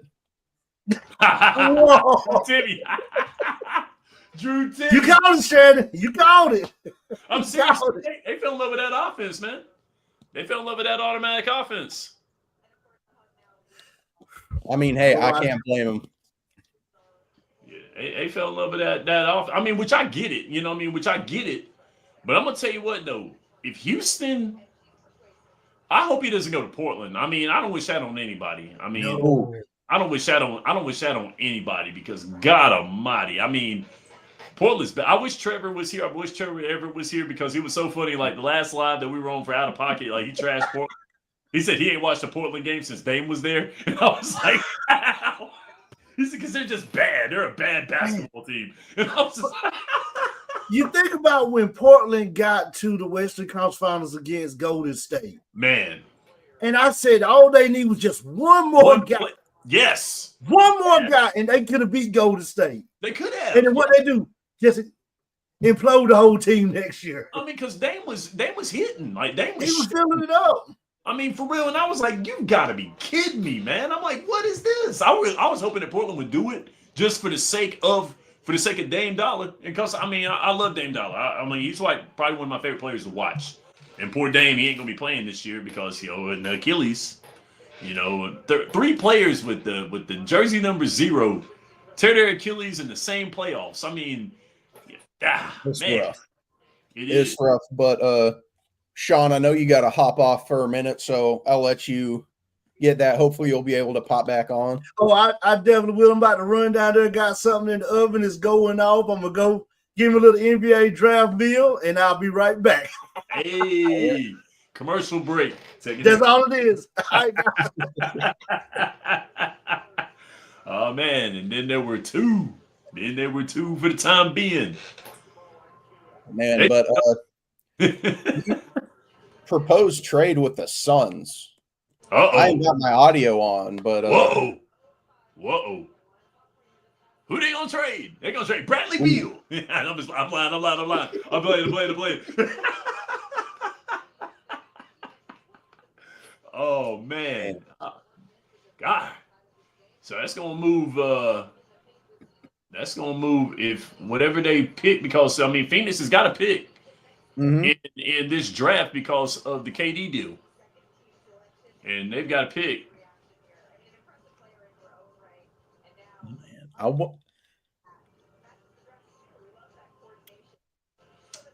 Man. This is just the Suns pick from the KD trade. Oh, yeah. That's right. Yes. That's right. Okay, so this is their pick. Yeah, this is Phoenix here. No, they're gonna pick Malawat. I think so. Because they need that front court. They need They need because they got Jalen. They look good everywhere else but center. Devin Booker, Jalen Green, Bradley Beal, Dylan Brooks. Oh yeah, they need the front court all day long. I mean, so this will be good for them because I mean, especially with the front court, with the heavy front courts of the Western Conference. You've got Denver, and then you've got Now you've got Dallas now, getting AD, and now you got Cooper. And so their front court is thriving as well too. So they're going to need that. They're going to need that front court help. So yeah, it's. I also want to kick it back to Asa Newell too. Asa, hey, I mean, I get it, but dang, dang. I mean, and Dylan Brooks did try coming soon.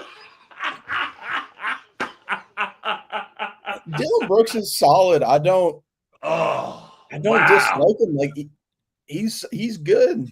He's not a bad basketball player by any means at all. He's not. But as far as your guy, the Memphis thing rub me the wrong way. You know what I'm saying? When he was with Memphis and then they played the Lakers and all that other stuff, and he was trying to be LeBron. He was trying to, get in LeBron's head, and that did not work. That's not gonna happen. That did not work at all. I mean, that was like the dumbest thing you could have done. You don't tell nobody that stuff, right? You don't say that. When you say it when it's over, you say if it happens, which that's very tough to do. If it happens, then you say it when it's over. Yeah, I got in his head. You saw what happened. You don't say that beforehand and think LeBron ain't gonna eat you. Come on, dog. Come on, man. And it was ugly. That Memphis squad was a good squad. I mean, for real, they were a good squad. They kind of, built. They dismantled a little bit. This year, of course, being in the play-in as opposed to being in the playoffs at that time, and then going into the play-in. That was the top 5 dish track of all time. And look, again, to make a case for Malawach here to Phoenix had the 4th worst defensive rating. They got to in the entire league. This feels like we've been saying this is where he's got to go. This is where he's got to go. This one makes more sense. It does. I feel like a lot of them also made sense too. Yes. Pelicans would have made a lot of sense. Yeah. But I mean, here, I know, and we sound like we sound contradictory. I get it, but still, it's just this one right here would have to do it. And if Phoenix doesn't do it, then they really drop the ball on this one because they don't need guard play. They can get guard play in the second round if they need that more than anything. They could use some depth at guard, in all honesty, but I feel like Malawach is a good bit better than any guard that's sitting here at this pick. Oh, but center is definitely their biggest need. It's their biggest need. Yes, you could make an argument if there was a good enough guard here to go guard. Yes, like if the Jeremiah Fears managed to drop, that would have been a good pick. Yeah, I mean, but it's got to be. Come on, it's got to be Malawach. It's got to be him. It's got to be Malawach right here. I mean, now Noah. Don't sleep on Noah. Now France is getting it into basketball this year. I know. I'm just gonna say Tijon Salon, the pick from last year, kind of ruined French players for me just a little bit. I'm going to be honest. Yes, he's real young. Yes, he could develop. He has the potential to be a really good shooter. But dear Lord, the amount of times he just went like 0 for 8 from the field and got 2 free throws. Infuriating. I really wanted Donovan Clingan at that pick.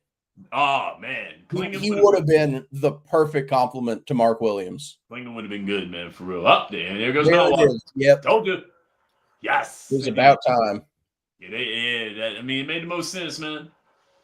Now, yes, it made the most sense. You had to do it. That front court, whoa. And, I mean, he's a Duke guy. So now I'll leave the Duke hate when they go to the NBA. Like, when they go to the NBA, the Duke hate is gone. I even had love for Christian Laettner when he went to the league.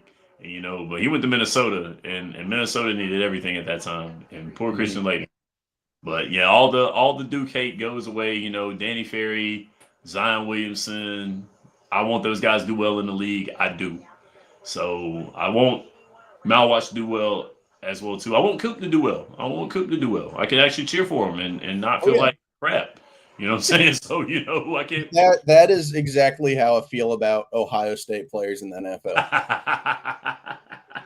Hate them while they're in college. Once they're in the league, yeah, you know, go ahead and ball out. You know, handle your business. oh yeah. You know what I'm saying? So, you know, you like Zeke when Zeke went to the league. You know what I'm saying? Yeah. Even though he went to the Dallas Cowboys. Man, Zeke was really fun to watch there for a while, and the fall off was just crazy though. Yeah. Again, I hate to bring it back to Michael's take at the start of this year. That 11 touchdowns from Zeke. Come on, man. I hope you see this eventually, because I found a way to talk about it on a basketball show, but come on, that was never going to happen, dude. I mean, y'all right now, Rico Dowdle, what's he going to do in Carolina? What's he going to do in Carolina? Man, Chuba's getting the bulk there, though. Oh, yeah. Dowdle's just going to be there to be a change of pace.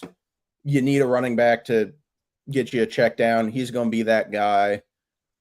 Mm-hmm. I mean, and also Trevor Etienne, they got him too. Yeah, that was good. Could be nice. It's not out of the question that Etienne does take away touches from Dowdle.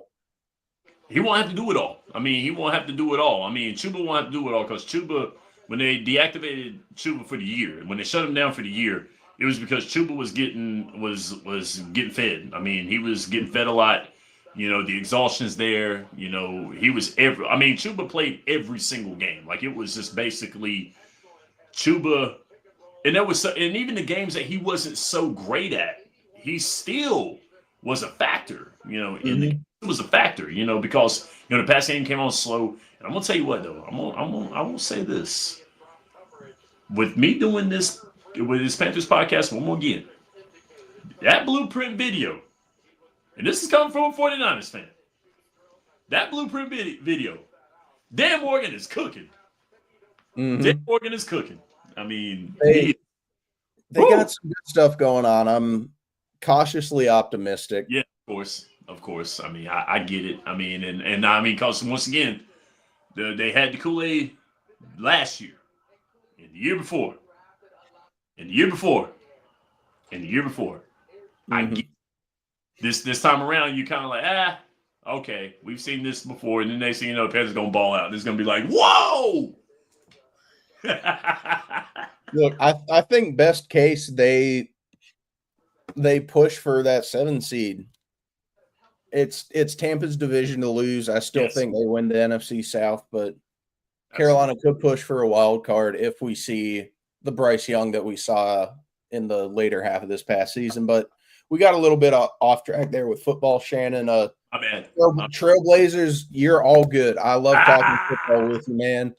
Trailblazers are on the clock. We've spent a lot of time trashing Portland on this show so far. What do you think the move is here for them? They're going to get Noah. I think they're going to get Noah.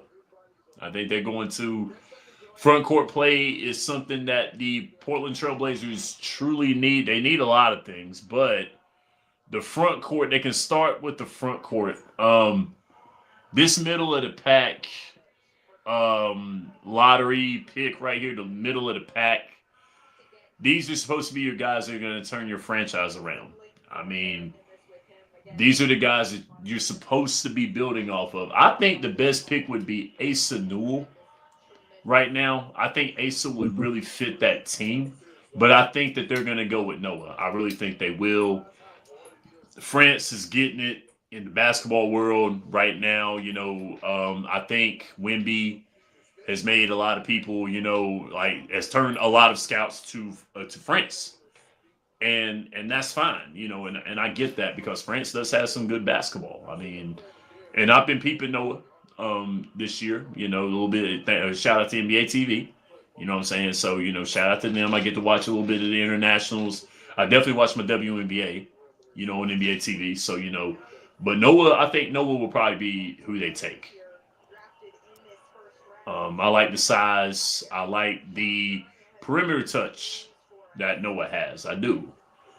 But when it comes down to being back to the basket and actually grind it out forward, Asa could do that. But to me, That's not what's going to do it for them. That's not what's going to do it for Portland. I think they need offense. They need scoring. Mm-hmm. They need to be able to contend scoring because, man, it's been rough. Exile, even for the Portland Trailblazers, so. But I think Noah's going to be their guy. I think Noah will do it 6'10", 204 out of France. He's a little smaller for 6'10", which is kind of scary for a player, but I think he can. I think he can get that done. I think he can do that. I think he can get it done for them offensively. For sure. And man, God, I'm sorry. It's getting hot in the studio right now. I had to turn my AC off because that thing's way too loud. I'm starting to sweat. I'm out of water. Picks in. Whoa! Hey, they traded Malwatch. What happened? Because that was the Suns pick. Yeah, they traded hold on, they traded. Whoa, wait, whoa, go back. Wait a minute. Hold up. Oh, they traded. They got Cedric Coward. Whoa, wow. Okay, that's Memphis's pick now. Wow. Well, all right. I mean, hey, he's got a really cool story. Started out his career at D3, went to Eastern Washington, had an insane 6 games at Washington State until he went down with an injury. He was averaging 17.7 points per game there. Went down. I like this pick. Oh, you do? Maybe a little high for him, given the fact that he is coming off of an injury. Yeah, I mean, but we got Portland though. 6'5" with a 7'2" wingspan, Shannon. Oh, buddy. See, Portland needs scoring. They need scoring. They need points. Incredible pick. I'm a What's huge the pick? It looks like Memphis got this pick though. Yeah, I think so. Hold on, let me see, cause Adam Silver. Hold on, I had it a little on the low, so Portland Trailblazers are trading Cedric Coward at number 11 to the Memphis Grizzlies. Whoa! Whoa! Wait, hold up! Hold up, Shannon. We missed something big. I told you. Go ahead, say it. No. You want to know what the Charlotte Hornets did? Oh, what happened? They no longer have Mark Williams. What? He has been traded to the Phoenix Suns. And they got Malwatch, didn't they? Oh! Woo! For the number 29 pick tonight and a 2029 first-round pick. Oh, no, man. Yeah. 10 minutes ago. Look at the Hornets. Okay. Dear Lord. Okay. Look at the Hornets. Oh, man. Okay, Hornets. Oh, man. Man, I don't like that. You don't? Why? They ain't get Malawatch. Oh. They got picked 29 tonight and the 2029 first rounder. They need picks. They got Yusuf Nurkic at center right now. Are you serious? I know. Hey, man. Listen, I know. But they were trying to move him, I believe. I think they were trying to move him. They did. They traded him to the Lakers. They were getting Connect and some other guys I can't remember, but that fell through because Williams didn't pass his physical. Right. Suns are the worst organization in the league. Man, I think the Hornets are giving them a run for their money with that, in all honesty, Carson. In what world should Yusuf Nurkic be the starting center for an NBA team that wants to win? Hey, man. Really, I mean, come on. I hate it. I really, really hate it. I hope they get that 2029 first rounder. I really hope they do. I mean, it was one of those things where it was like they were trying to move him, and I think they found a place to dump him. 2 firsts, that's not bad. We'll see where that 29 pick plays out. They won't win the lottery. You can get good value. They won't win the lottery. First round too. They won't win the lottery, so it's all good. I mean, it just won't happen. They won't win the lottery. This could have been the year that the Hornets could have won the lottery, and it didn't happen. Dallas. I don't think it's ever going to happen at this point. No. I mean, the amount of bad teams that they put out, and they just like the second pick when they got Brandon Miller, that was huge. That was that was. Doesn't matter.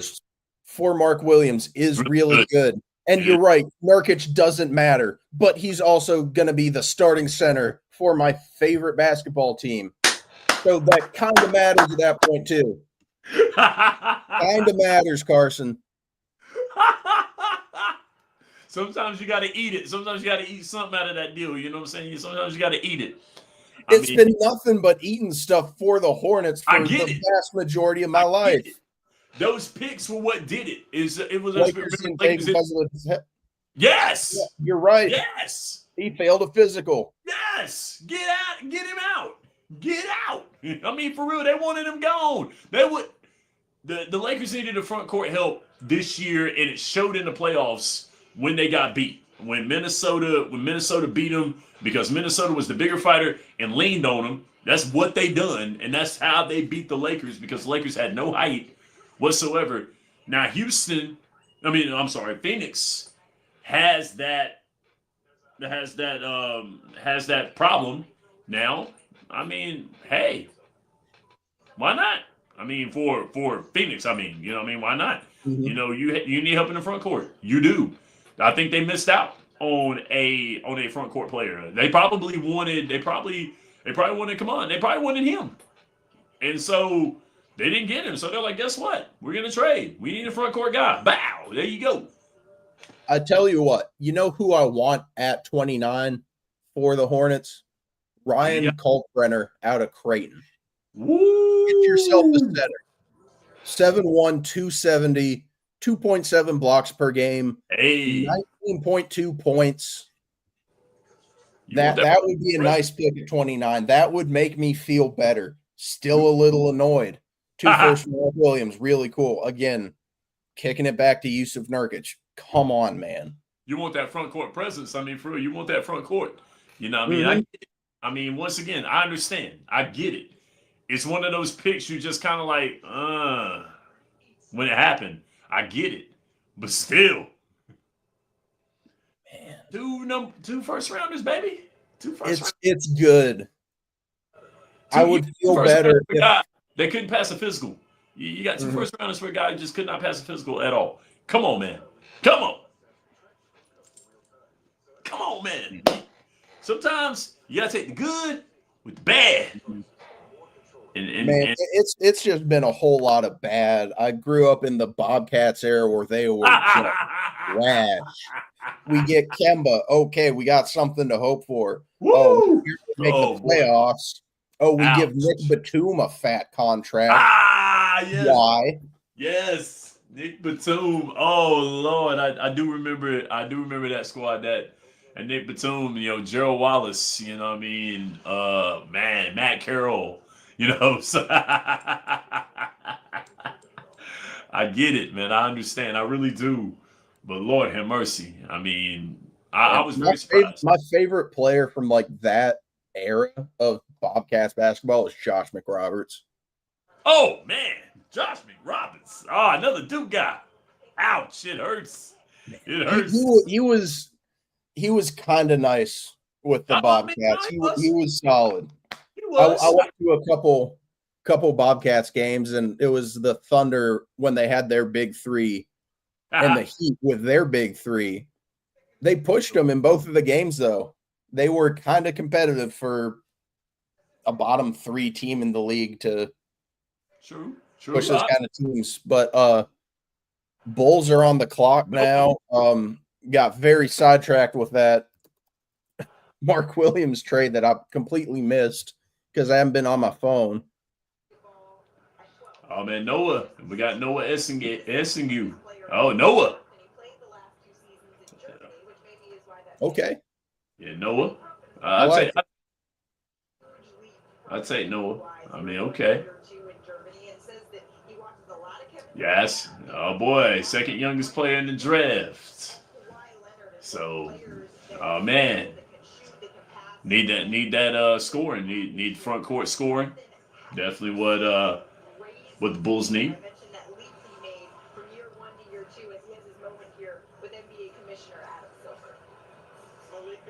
Ah man, that's a big guy right there. 204, man. You know, you gotta put some meat on his bones right there.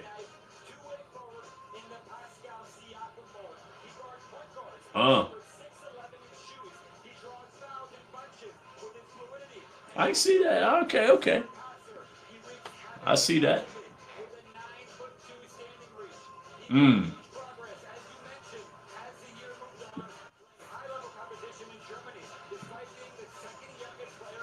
Mm. No, Esunge.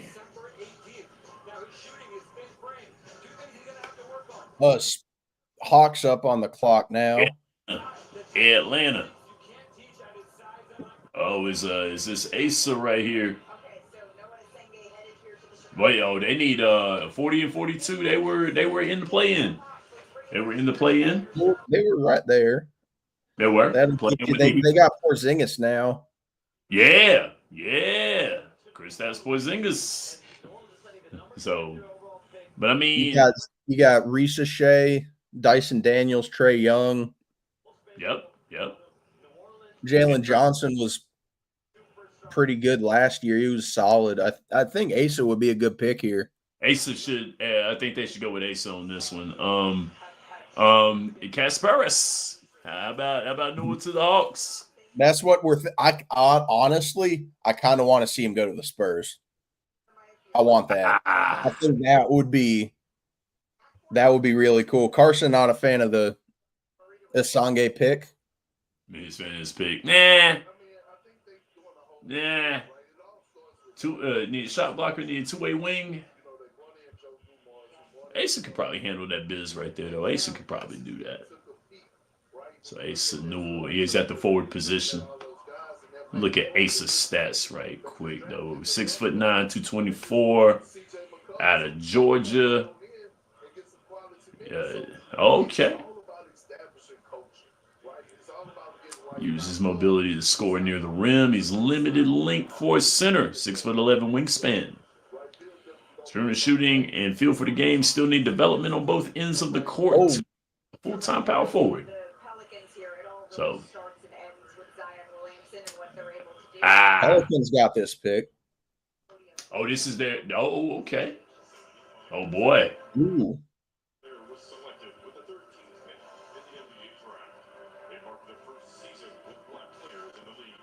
Let's see.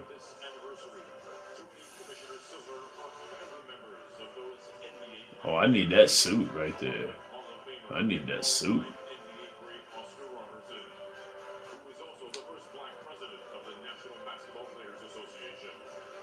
I think they take Kasparis on this one. I think they take the guard out of Illinois. I think they take the guard out of Illinois. Double up on guard. They may. I mean, for because they need. No. La.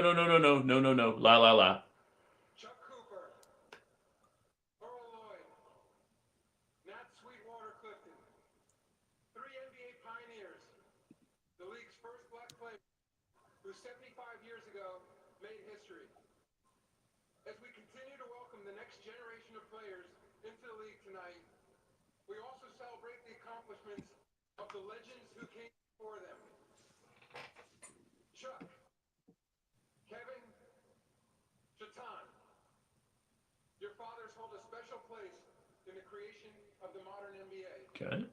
They were courageous. They showed resolve, and they represent a through line that continues today. The power of sports to bring people together. We are honored to recognize their lasting contributions to the game. Shams tweeted out. According to sources, it is Derek Queen at 13. Carter Bryant. I think Carter Bryant might be a sleeper on this one. Carter Bryant, 6'7", out of Arizona, 215. He can play two-way. He's a two-way guard. He's a two-way wing player. He can do it. Might go with Carter Bryant. 75 years ago, celebrating the first black players. I'm looking at Carter Bryant. Could be. I think Carter might be the guy that they're going to take. I'm going to go with Carter Bryant on this one. That's it. There you go. He could work well with Carter Bryant. I think Carter Bryant would probably be one of my guys I would take.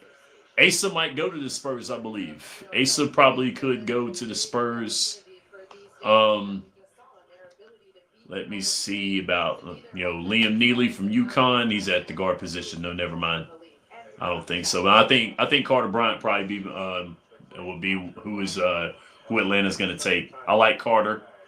Played very well at that forward position. Can play two-way. Good shooting, good passing, defensive versatility. Oh, here we go.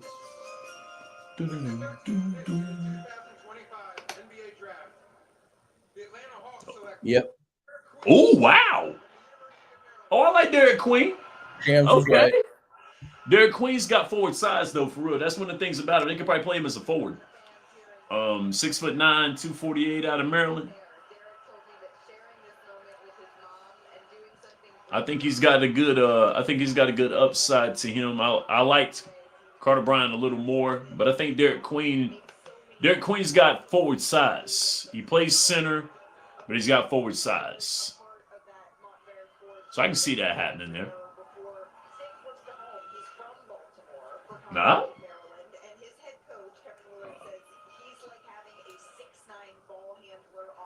Oh, so that's definitely going to help Atlanta. That's going to help him in that front court because he's able to handle the ball as well too. So I mean, first Maryland freshman drafted in the first round in the modern draft era. Okay. Spurs are on the clock with this one. The Spurs are on the clock.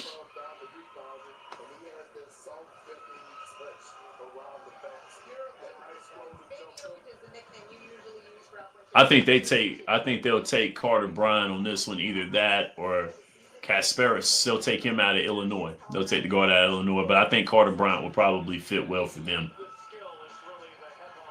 They've got their front court pretty much intact. The guard position for San Antonio is, De'Aaron Fox, of course. I don't see the point guard position being looked at here in the first round with anybody right now. I don't think so. With San Antonio, though, I mean, just getting Wemby back is going to be the main thing, is getting Wemby back. He's their bread and butter. He's the guy that they need.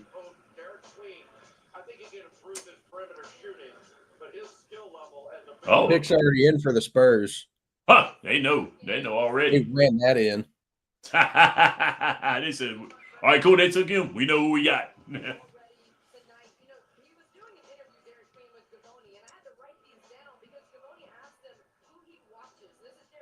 I really do think Asa makes a lot of sense here. I think so. I mean, because they need Harrison Barnes is getting up there a little bit. Oh, yeah. Oh, absolutely.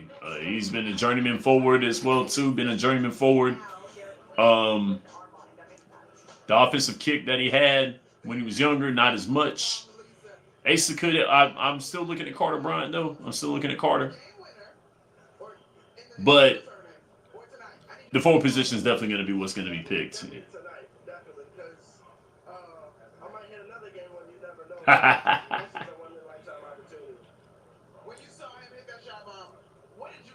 But so we'll have. I think this might be our last lottery pick. I believe. I think this might be our last lottery pick. No, because it's so 1 to 15. No, this one is 15. So we've got them, and then OKC. I feel like we can keep it rolling for a bit longer. Let's go. Let's do it. Let's go. I like it. Atlanta Hawks are trading their 13th round pick to the New Orleans Pelicans for a number 23 pick and an unprotected 2026 first round pick. Shams just reported that. Mm-hmm. Let's see who they got. Dun, dun, dun, dun, dun, dun, We're dun. just told that the commissioner just needs a little bit more time. Seeing Yeah, the signage that says the pick is in. So San Antonio picking again here. And now the commissioner is truly ready. Let's try one more time. here we go. Back to the podium. I'm ahead of you now. It was Carter Bryant. Georgia. Told you Georgia. already. And he was gone for a minute. Now he's back. Sean, welcome back.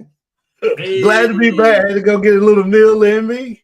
Saw some There you good go. picks. My boy Malawatch got picked up, getting traded.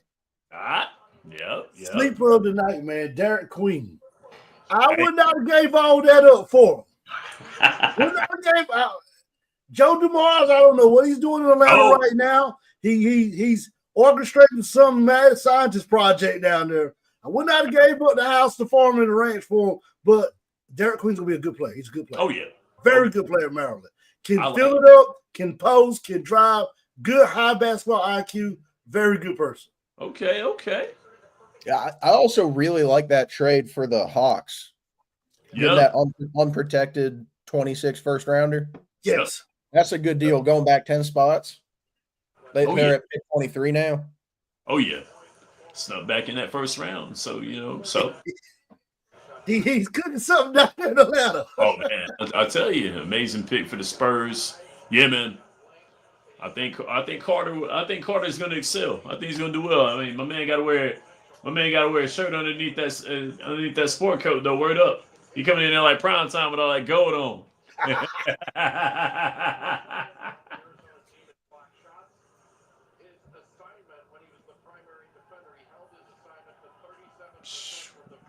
That man can guard.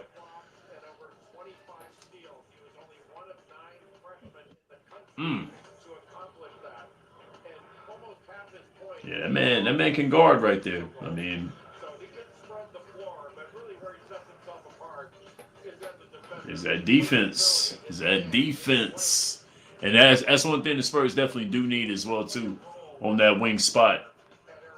The Spurs now trying to build a little bit in that draft there, a little bit. Build. De'Aaron Fox, with the trade with De'Aaron Fox, get Wemby back, after being shut down with the injury last year. But OKC is on the clock now, so we got OKC on the clock. Joan Berenger from France is the best fit for them. But the guard from Illinois, On my mock draft, this is where I had Noah going. The first guy from France, Noah, I had him going to OKC right here, being able to fit in with that offense. Okay. But he's off the board now, so now I got to go back and redraft. Yeah, go redraft now. I mean, but I gotta go with Kasparis on this one. I gotta go with him. Either him. I'm not really feeling Joan Berenger from France. I'm not really feeling this cat right here. Right. France infiltrating the league, of course, another French player. And I'm just like, yo, here we go again. But how do you feel a squad that's got the championship? How do you do it? And they got everything they need, and they're young. They do. They can run. They can run and gun. Yes. I mean, with SGA, the MVP coming off that, got Jay Will, got Alex Caruso, Chet Holmgren, got Lou Dort, so, I mean, with them having an outside the lottery pick on that one, man, that's crazy. That's crazy work for me on that one, but that's what happens when you make trades. Paul George, what's good, man? You set OKC up for life, and I mean, and you didn't even get nothing for it, and that's the worst part. You didn't get nothing for it. No chip, nothing. Going to Philadelphia, wasted years in the Clippers and didn't do nothing. Hey man, I tell you what though, I mean SGA getting SGA over on that deal as well too. The Clippers got to be sick, man. Gotta be sitting. Now, I will say the Clippers balled in the playoffs real well. You know what I mean? What? Sending 7 games for Denver, so it was when Kawhi Leonard plays, he plays. And that's what I was just about to say, both of y'all. If I'm a GM and my sole reality of my team relies on Kawhi Leonard, I got to get him out of there because I don't know what Kawhi I'm going to get each day. Am I going to get the Kawhi that wants to give me a double-double, triple-double, or I'm going to get the Kawhi that says, okay, we got Charlotte, we got Portland, we got Orlando, we got Cleveland. Okay, I'm going to play Orlando and Cleveland, but the Charlotte and Portland game, I'm going to sit out that night. And if I'm a GM, I can't have that. And I get it. I mean, for real, I really do, because I mean, it's so sad that it has to come down to that. Especially with the injury history that Kyrie has. You know what I mean? Right. That Kawhi has. The injury history that he has. But I mean, when dude plays, I mean, lights out. He showed that in the playoffs this year. They were lights out in the playoffs. Him and Harden actually had some type of chemistry together, which was insane. And the rest of that squad is still a good squad as well too, though. I mean, still is. But OKC once again, the rich may get richer. Back up big. This is where I see Asa going. I was just saying, if I was OKC, I would grab Asa right here, or I would go grab another guard to come off that bench. Oh, you know what I would get? Jason Richardson from Michigan State to come off the bench. Oh, you don't see my man from Illinois? You don't see my man from Illinois? We can't say his name and stuff. But I mean, Asa would be a player that I'd take right here. I'd take Asa on this one. The guard depth with OKC, I think, is still good. I mean, the depth on the squad, period. Yeah, they're losing nobody. And they still have good depth, and so, but still, I'd say bolster the front court. Bolster the front court.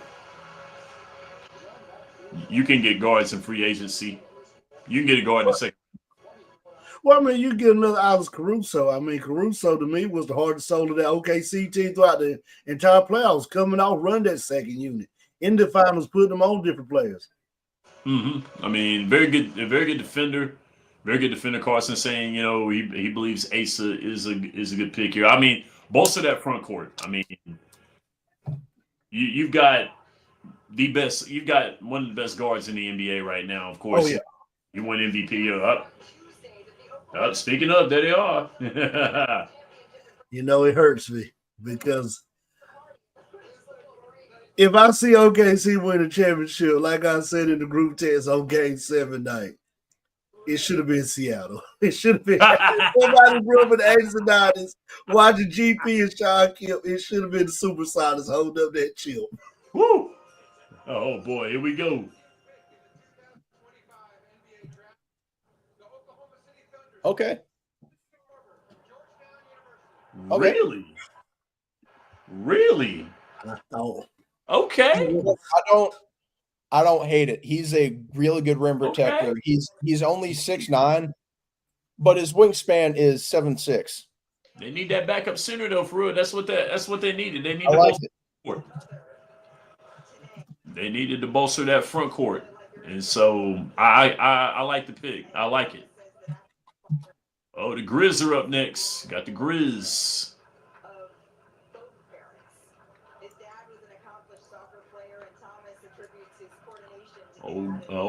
Georgetown. But smart move to take that front court. Shout out to my friend over there at Georgetown, the coach, Jamisha Clinton. He's the director of operations for Georgetown. I know they're in DC right now celebrating. Oh yeah, absolutely, absolutely. So I'm definitely liking that. Oh, you see that chain right there? I see that chain. Okay, the initials on the chain.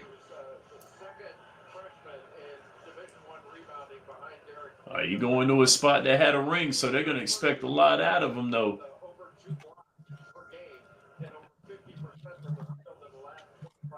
Daniel and all those guys after they won a ring. Because that front court is going to be interesting. Now watching that front court. Carson doesn't hate the pick. He's also You don't doesn't think think it's a great one. Filler spots right there, Carson. I get it. I think it's a filler spot. You know, of course, they've got all the star. Well, I wouldn't say all the star power, but they've got the players, they've got the squad, they've got the backing. This is a filler spot right here, so it's all good. Well, and it gives you a good rim protector on that second unit. Yes. So you can bring him in when one of the centers get in foul trouble, bring him in, and he can give you about that little 45-minute stretch, 6-minute stretch you need in a quarter. Okay. I mean, which I dig that, which I can definitely dig it because I mean, that was an issue that was going on in the playoffs. Yes. With OKC was the fact that they can outshoot anybody. I mean, they're a shooting squad. They know how to score.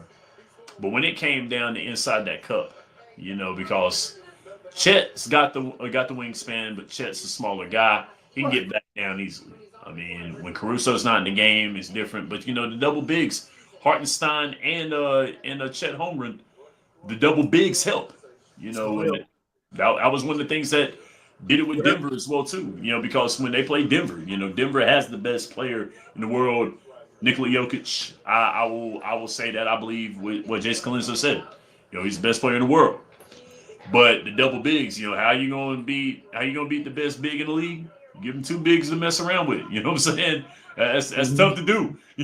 So, and the height game, the wearing them down was something that helped out a lot because they can defend. I mean, that's Cooper. Oh boy, he Thomas may be hitting the road. You think so? There's a trade in. It looks like. Uh-oh. He may be headed to either Miami or the Clippers. They're trying to work something out in the back door. In the back. I just seen it flash up, but I don't know how true it is now. I'm refreshing the page right now. You got me refreshing the page. I mean, because man, that'd be good. That'd be good for them because the Clippers, because hold on, they picked lower. Yeah, they picked lower in this draft. Yeah, they picked low since they were playoff team right there. They picked low. Let's see what the Clippers are picking right here. The Clippers. This is Portland's pick right here. What do we think they're doing with it? Messing up. I mean, I'm just playing. I'm playing. I'm sorry. Wow. This is where my guy for Illinois is going. Oh yeah. Caparis, this is where he going. Oh yeah. Best on the board. Be smart, Portland. Oh man. Yeah, I mean, don't hold your breath on that one, baby. No hate to Portland. It's just that, when you have a player like Dame Lillard and you refuse to build around him, that's not a good look for anybody. Going to that squad, that's not a good look at all. And so, this is Portland's pick. So, I got a bone to pick with Portland.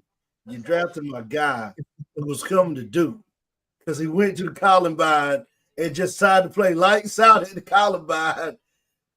If we would have got Cedric Howard with the Boozer twins, we're talking another powerhouse team at Duke. I mean, hey, this is the squad that Scoop. Right. When they got Scoop, and that's what led to Dame. That's what led to Dame Lillard leaving when they drafted Scoop. And so,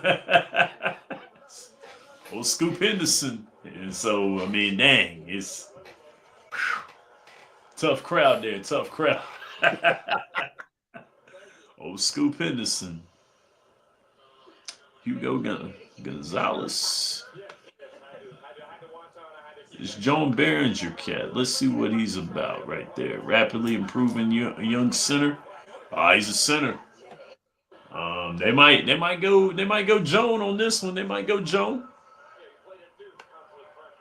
Nah, but I think it's best to take the cat from Illinois. They got to take him. They got to take Cap from Illinois. He's the best on the board right now. You got to take Capper. They got to take him. I mean, so. My man shooting 31 from 3, 15 points a game, 44 from the floor. Well, I can't say this. If you're Cedric Howard, you got drafted, you're going to Memphis. But, man, he's probably saying right now, man, I should just went and took that ride back to Duke. I should have went to Duke. I mean, Stephen A. said it best last week. Who wants to go play in Memphis? I mean, it's not even safe in Memphis. I mean, Lord, is this a solid rebuild though? Is this a solid rebuild for Memphis after? Man, I think this might be a solid. I think it's going to be a solid rebuild. I mean, I think Ja's contract. I think no, it doesn't end this year. I don't think Ja's contract this year. I don't think so. It should be next year. Let's see. I think it is next year. I think Ja's contract is still going on. Runs through the 27-28 season. Whoa. So they might, if Ja wants to trade, which I don't know. I mean, at least not yet. Desmond Bain going to Orlando. Handful of picks, handful of players. And Luka is still cussing at everybody because he got traded for the bag lunch. Oh man, but I mean that just goes to show you right there, man. I mean, here we go. It's count. Oh no, it's not. What? Yo, that's the big guy. That's the big guy from China. Mm-hmm. That's the big guy from China. I've been hearing about this dude right here, man. He's like number 20 on the board of best available right now. Another big Let's guy. look at some of these names that you could have got before you grabbed him. Drake Powell, Walter Clayton Jr., Danny Wood, Will Riley. You went with Young Hansen. Another big guy, man. That's another one because Zach Edey. They got Zach Edey last year. And then, oh, Lord have mercy. This is funny. 10-inch hand length. Lord have mercy. He had a good combine. He did. That's why he's here. He killed it at the combine. Oh, he's not. Oh, he's nasty. But still, I don't know, man. I don't know. I don't know. I don't know about this one, y'all. I just don't know. I don't know, man. Too many good people on the board right now. Yeah. Lord have mercy. Lord have mercy. I don't know, man. He's a shot blocker. Oh yeah. He's an eraser all day long. He cleared them boards. They say he can run a little bit too. But can he adapt to the NBA style of basketball? Oh man, that's the question. That's the question. That is the question. I always say some of these international guys, they do good overseas, and some of them transition very well. Look at Luka. Look at all the other people. Kristaps Porzingis, all do the transition good to the NBA. But some of these guys, man, you need to go do 1 year of college over here in the States to really get a taste of it. That's true. I don't know, fellas. I don't want to doubt this young guy right here. I don't want to doubt him. But, man, you had another big guy that you drafted last year. And you get this young cat right here. Oh, a proposed trade to Portland. Uh-oh. Yeah, this was Portland's pick here. It's Portland. Yeah, he's going to Portland. Portland got him. Ha-ha. I remember Yee.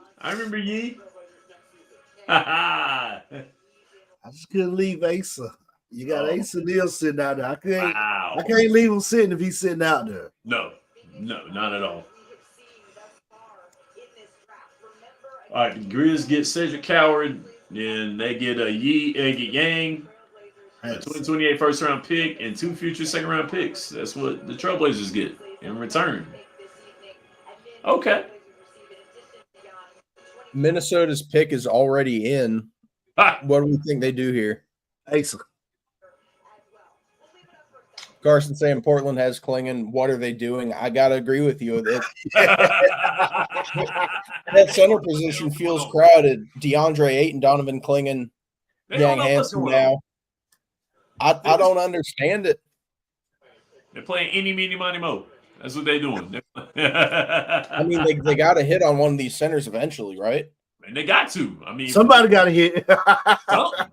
I mean, You would Lord, think. But last year's draft, though, we can kind of flush last year's draft down the toilet, though, for real, man. I mean, like that's one thing I can kind of think of. You know, this draft is already, you know, exciting enough. You know what I'm saying? As compared to last year, you know, so last year's draft was rough, man. it was.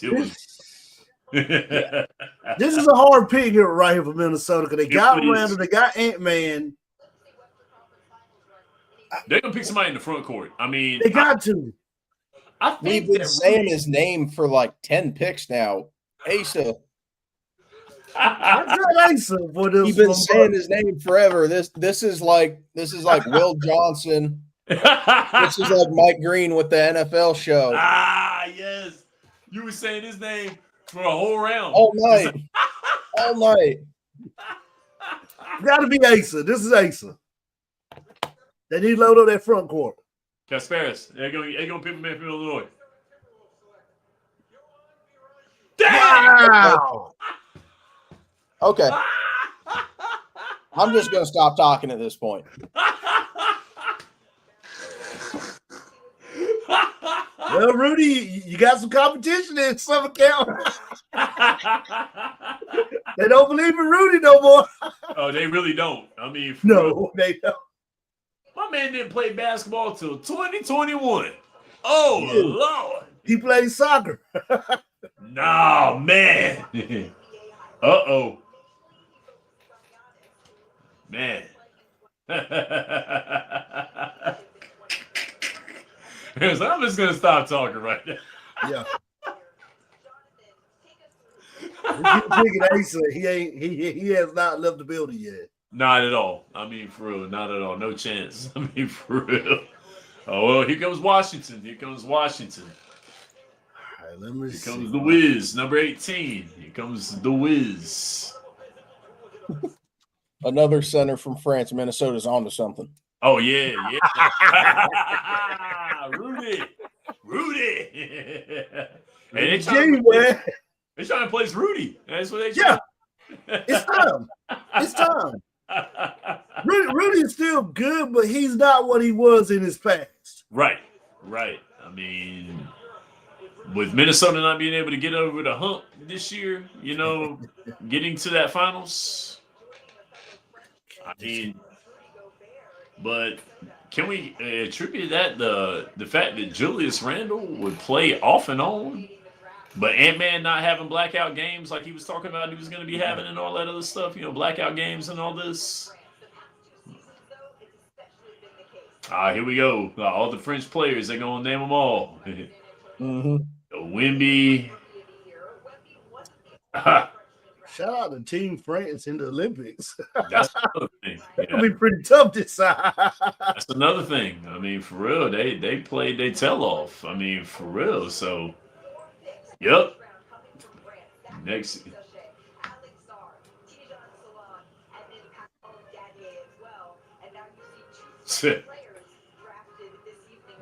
Noah going to the Bulls. Joanne going to Minnesota. Lord of mercy. I swear, I thought that was the Asa one right there. I mean, it could be him here too. I'm not even gonna say no more. Who knows?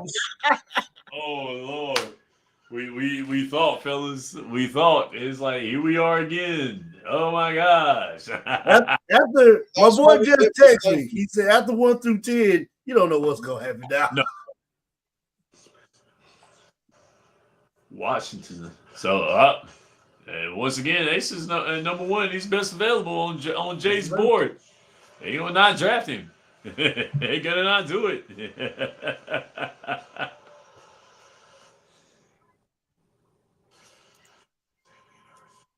I mean, yeah, Queen going to yeah, Nola's still out there from France. No. No way. Hold on. Let's look at this again. Refresh the tape. Let me refer to Jay Miller's best available. Oh man, now Liam McNeely from UConn could go to Washington. I mean, I'm still holding out hope for Illinois right now. I'm still holding out hope for him, but I think that they'll go front court on this one. Because this is the. Oh, let me see where. Look, I found the center prospect out of Serbia. He's ranked number 32 on the Ringers big board. Let's just say that's who they're going to pick. I cannot pronounce his name. I'm not even going to try. Oh, so you think that's who they're going to take? Probably. At this point, we don't know. We don't know. That's just it. We don't know. Who is this guy?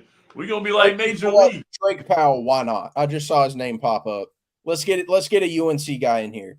Oh, wow. Wow. The guy from Creighton, the center from Creighton, is still out there. Ryan, he's got a nice little game about it. The Hornets got picked 29. I hope they take him because they traded away Mark Williams. That's true. Yeah, they just still. He's got a little sweet game about him. He's got a nice little game about him. Oh yeah, definitely. I mean, yeah, they're gonna probably try to go front court because this center, because there's other centers out there. I mean, for real, they're gonna have to start from scratch at that center spot right there. They're gonna have to. Yeah, 2 firsts for Mark Williams. That's great value for a guy who's got an injury history like he does. But just thinking about Nurkic being the Hornets starting center, man, it's the Phoenix Suns, baby. Lord. It's the Phoenix Suns. Hey, they addressed their center position. They got Malawach and Mark Williams. And more than likely, Malawach is probably gonna pick up his slack more than anything. Yeah. Right now, right at the gate, I don't think so. Malawach is going to be a defensive anchor pretty quickly, I think. On the offensive end, that's where we're going to need to see a little bit more development from him. He's not bad. I mean, the guy's only been playing basketball for 4 years. That's true. I mean, now the shooter aspect, though, I mean, Phoenix has got shooters all day long. Yeah. I mean, Devin Booker can finally play his game now, since there's no KD now. I don't know what Bradley feels. One of those guys from Duke that I forgot about. Washington's pick is already in. They've been on the clock for a bit now. Oh, yeah. Because they end up getting Trey Johnson, though, so they won't draft guard. At least not that I know of. I mean, I got a guy in mind who I think will be a good pick here, but again, they're not going to take him. And then they're going to take him. And watch him take Then they're going to take him. I'm going to say it. Ace's going to Washington. He's going to Washington. That's exactly he can what I was fill it up. say. He's a big man. He can do it all. They're not going to take him. At this point, just let him drop to 29 for Charlotte. Still in the draft for you guys. Let it happen, please.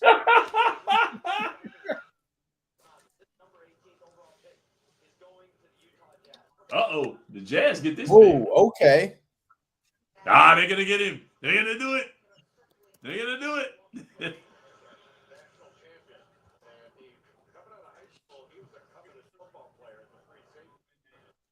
They're going to do it.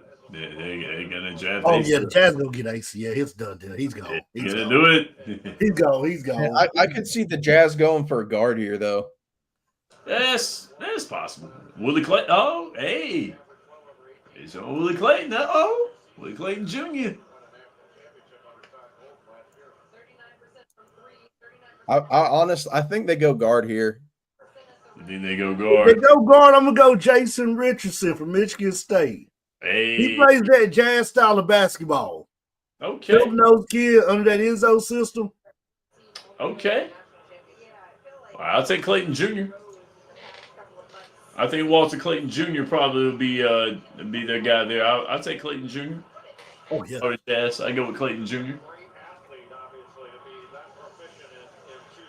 Oh, they said Willie play some football. Willie play some football. Uh-oh. Hey, he got some jets.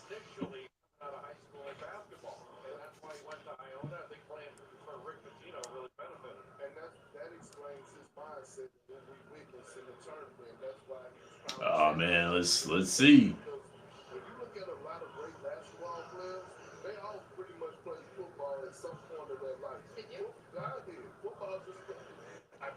I got an interview on this channel. Let me switch back over.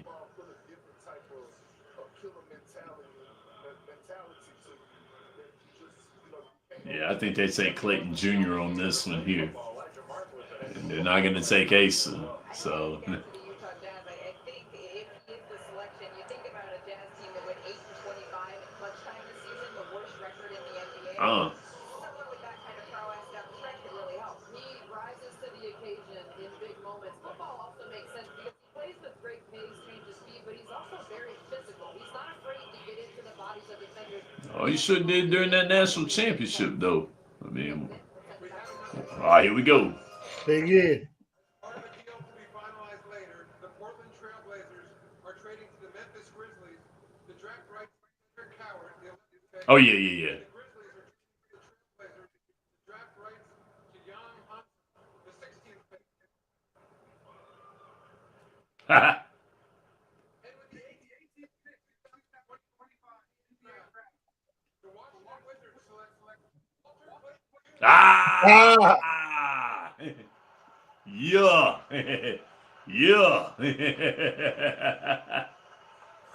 Yeah.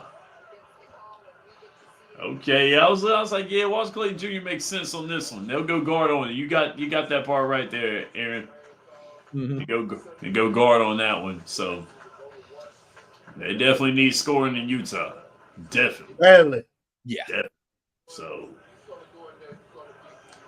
and man, he had a good tournament though. Walter Clayton Jr. He had a good, very good tournament. So I like it. I want to see Carson come in here and say how he feels about the pick. Let's see if Carson says he likes it. Which 19? Who's 19? Let me see. Nets. This is the Nets. This is the Nets. Yep, the Brooklyn Nets. I mean, look, I feel like I'm just beating a dead horse at this point. Mason Newell, let's do it. Please stop making me look like an idiot. I've been saying his name for the last hour and a half. I swear, it's got to happen eventually. Hey, so, please. The big. Oh man, what in the world? See what the Nets actually need though, for real. Let's see what the Nets need. Because they get this pick from Milwaukee via the New York Knicks. So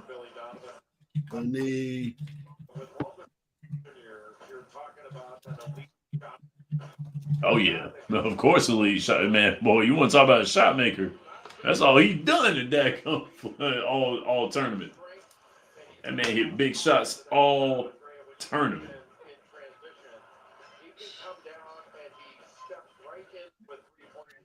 Yeah, I liked how he played, man. For the way he played this year, he played very good on that one.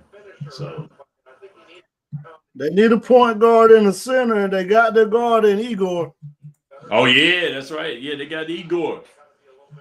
So they need a center. Hey, that. Yeah, he used to play forward, so I doubt that. I doubt that. I doubt it. I mean, maybe he is going to drop to Charlotte at this point. Hey. That'll be still of the night. Possibly. So hold on. Center we got Creighton center right there. That's what I see going to Charlotte. He can ball, man. Ryan can ball. Yeah, Kalkbrenner, yep. That getting Kalkbrenner would make me feel so much better about that trade. I think that's definitely got to be one of the reasons why they've done it. They wanted Mark Williams. They tried to get Mark Williams dealt away this season, and the man as a physical. So I think they'll be fine. I think it was, if I remember, I think it was Connect, Cam Reddish, and like a second round pick. Yep. Exactly what it was. Yep. Because Cam Reddish was involved in that. Yeah, that's right. Oh, Cam was a Duke guy as well too. Yes, sir. Cam was a Duke guy. Cam Reddish. He was Duke on. Guys are everywhere, man. Him, R.J. Barrett, Zion Williams. So, Trey. Yep. Yeah, Trey. Yep. Fantastic Four. Oh, yeah, man. Y'all were tough, man. Y'all were 2 days tough, man. Nate Clifford from Colorado State at the guard, still on the board. And Even though Reddish went early in the draft that year, another one of those guys that Duke out that group needed a sophomore year. He needed it. He went to the Knicks. Then you get RJ got. No, I think it was RJ got drafted. RJ went to the Knicks and Reddish went to the Hawks. That's right. Yep, that's right. Yes. Hugo Gonzalez from Spain. He's a guard, though. They ain't going to touch him. I don't think so. If they go big man, go center, you got the kid out there from Stanford. Yep. Oh, Maxime. Yeah. Maxime. Yeah. 7 foot, 237.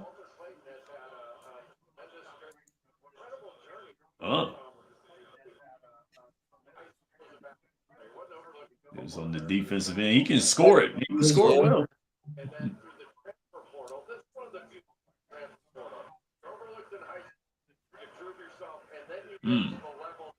Maxime's still there. Yep. He's still there. Rasheer Fleming from St. Joseph's. He's 6'8", 232. Drake Powell still around.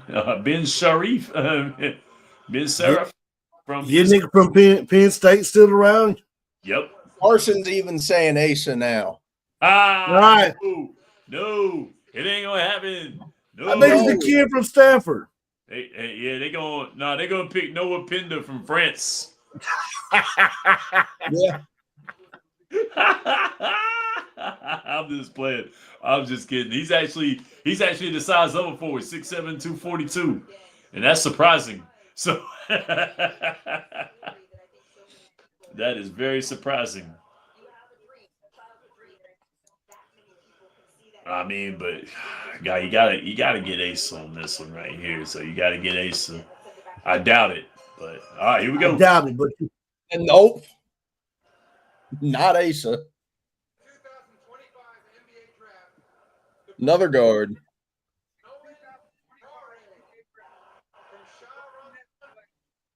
Oh, I didn't see. I was in the same.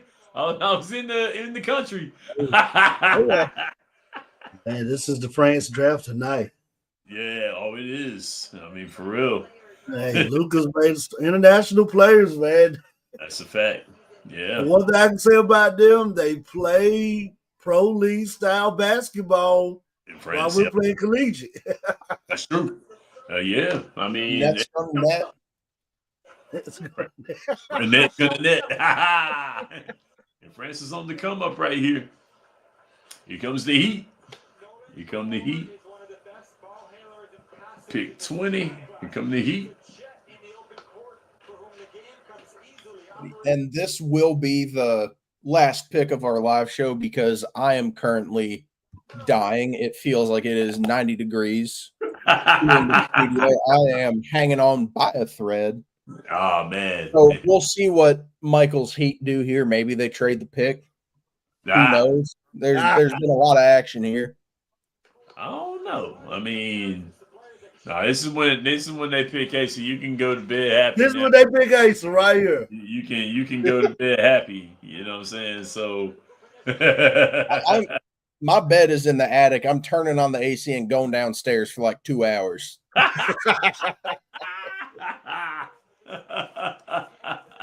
Just imagine if Asa fell all the way to 28 to Boston. Whoa. Which I don't see that happening. But man. But is Boston gonna are they silently rebuilding?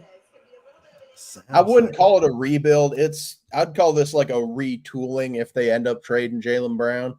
Man, when y'all told me that today, I was like, what? I was like, shut up. They ain't gonna trade that dude. But nah. They're showing that Tatum. Honestly, I mean, Kalkbrenner to the Celtics. Because Porzingis is gone. They're gonna need a big. Yeah. I mean, with Porzingis leaving, man, they got Drew Holiday out of there. I mean, they clean house. He went. Where did he go? Portland. Who? Porzingis? No, Porzingis, Atlanta, right? Yeah, he in Atlanta. Drew went to Portland. Ooh. He already said he wants to trade already. I do not blame that dude. Portland just, like Jason said earlier about Portland, it was the place to be in the 80s and the 90s. But now, everybody saw how they did Dame. Nobody wants to go there. Thank you. Nobody. Thank you. That's exactly right. And they had a good little nucleus. They had Dame, Rodney Hood, the center. I forgot the center, but the year they got the Golden State had a good little squad. Yeah, LaMarcus Aldridge. LaMarcus Aldridge. Yeah, and it was, man, it couldn't get it done. And the West, I mean, the West is tough, definitely. I get it. Oh, yeah. But dang, all that time, they could have done it. Yeah, the Warriors deal. They're talking about the Warriors deal right here with the Heat getting Andrew Wiggins, Kyle Anderson, getting this pick here. With Eric Spoelstra. Oh, Eric Spoelstra in the chair right there. Right in the war room. Oh, yeah. Facilitate the front court deal. Oh, this Ace, they need front court. All right now. Who knows? All right now. Clearly, we don't know. Evidently. We don't know ball. Carson, we need you. Nah, Carson been saying it too. Carson been wrong with us. He been wrong with us.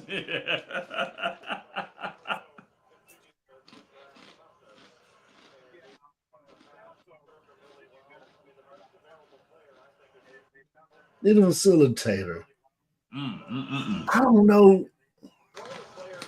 You say facilitator? I mean, they need a point guard, a true one that can distribute the ball. I mean, yeah. Then you look at Liam from Connecticut. Look at the kid from Spain. The Hugo kids got a good handle out there, but Yep. I still say I'll just go with Asa. They need a front court presence. He's the one. Mm-hmm. Picks in. All right, here we go.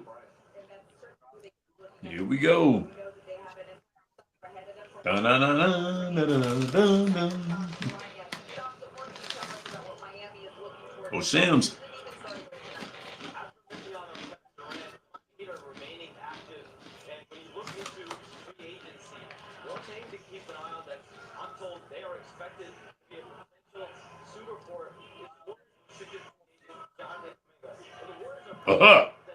Jonathan Kuminga. Really? What? That's solid.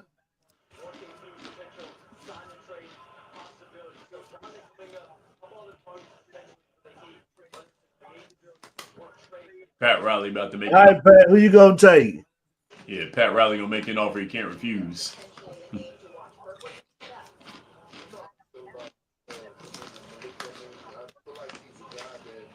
Yeah, Pat ain't gonna let Asa. He not gonna skip over Asa. No. Pat in the war room now. I didn't see him at first, but now they just showed him he's not gonna skip over Asa. Pat loves a big man. No, he slid in there. He slid in. He loves a big man. Oh yeah, of course. Yeah, he was he wasn't there the first time. That first camera shot, he wasn't there. He wasn't there. Now he in there. Yeah. He sat right there. He sat right there. Bow. He's like, yep. Let me pick this one right here, fellas. Oh man. Oh, they're not gonna trade it. Okay. Come on. Please let Asa go before we end the show. Please. Pat Riley. Come on. Do him a boom, Pat. NBA draft. The Miami Heat select I got Casper's. Casper's. Okay. Old Casper's. From Lithuania. He's from Lithuania. Old Casper's. Carson likes the pick. I mean, it's a good pick. It's a good pick. It's a good pick. They need a facilitator. You got a guard. You need somebody that can put up that 20 points a night to help out because Jimmy B's gone. So definitely. I like it. And that's the last pick we're going to cover. There is one more thing that I want to hear from y'all, and that is your favorite sports moment that you've been a part of. I asked Jason that before he left, and I want to ask y'all two that before we end the show. Oh, man. You said favorite sports moment? Mm-hmm. Man. That you've like been alive for and witnessed personally. Favorite sports moment? I mean, I would have to say. Ooh, let's basketball. Let's keep it basketball related. I'm about to say I got one. All right. Well, definitely. Well, to me, the best basketball moment that I was alive for in my lifetime has got to be Jordan's flu game. I remember my dad, like we had the game on and everything. You know, my dad, you know, he watches basketball, yeah, but you know, he wasn't big on it like my mom and I are. But when they got that report saying that Mike had the flu and he might not play, but then Mike suited up and Mike had a game for the decades. That to me was the most amazing thing. I was a young kid at the time, and I was like, man, you know, Mike's not going to play that. Man, we need this game. Man, the Bulls need this game. Mike's not going to play. This is going to be tough, and da-da-da-da-da. And then Mike went out there, and he just balled out of his mind, and they had to carry that man off of the court. That was amazing to me. I've never seen anything like it since. I mean, you've seen shades of it. You have seen shades, and, you know, everybody has, like, you know, everybody says, you know, your flu game. People are, they start to equivalate, you know, other people, what about, this is your flu game. This is your adversity. This is you playing through adversity. Your body's failing you. But you got to go out there and you got to outplay your emotions, outplay your body. Mike did that. Probably one of my greatest moments of all time has to be, but greatest basketball moment is Mike's flu game. And I'm going to give mine real quick because we got a Duke fan in here. It has to. This is pretty recent. Again, yes. I'm only 23 years old. This was it was 3 years ago. March Madness. Oh, don't you say it. My sophomore year of college. I look at the bracket and it's like, oh man, Duke and UNC, they might be playing in the Final Four. I text my mom, I was like, hey, if this happens, I need you to come pick me up and take me home so we can watch this in Chapel Hill. We were watching it at a family friend's house in Chapel Hill. I was on Franklin Street. UNC beat Duke. First matchup in the Final Four. Massive rivalry game. End Coach K's career. Absolutely peak. It is going to be really, really hard to top that for me. But, Shawn, what is your favorite basketball moment? When you said it, I knew where you were already going. You know, that night. That team right there will always just have, I will have so much passion of fuel of hatred against them. You beat my coach on senior night in my stadium. Then you put him in retirement. Yeah. I will never forgive that one team. But I got two. My first one, it's got to be a Hornets game. I scored some tickets for the Hornets in Cleveland when LeBron had came back to Cleveland. And tickets were, you know, good tickets. I got them before LeBron came back to Cleveland, so I got them at a good price because they were pretty much giving away. Then when we found out LeBron came back to Cleveland, prices went up. Went to the game. The Hornets won that game with LeBron playing. And there was a buzz in the whole city of Charlotte that night. But my favorite basketball moment, I'm a Laker guy. Besides all the great Duke championships, I can talk about the one where the shot went off and rolled off the rim in 2010 and John Sheridan won. But my favorite one, January 22nd, 2006. Mama mentality, Kobe, 81-point game. 122 versus 104 versus the Raptors. I watched the entire game and watched Kobe do something that he just took over. He took over the game. Yeah, man. There's a lot. And Carson, I'm sorry, no one's saying Game 7 of the 2016 NBA Finals. Now I will say this, Great though. game. Now I will say this. That was a great game because it ended the perfect season, so to speak, for the Golden State Warriors. They beat my Bulls regular season record, 73-9, but they couldn't get it done. Couldn't get it done. So close. This close. Great game, but that'll do it for this show. To end it off, it's the Jazz are on the clock. It is the Wizards' pick, though. We'll see what they do, but that'll do it for the show tonight. 3-1 comeback in that series, too.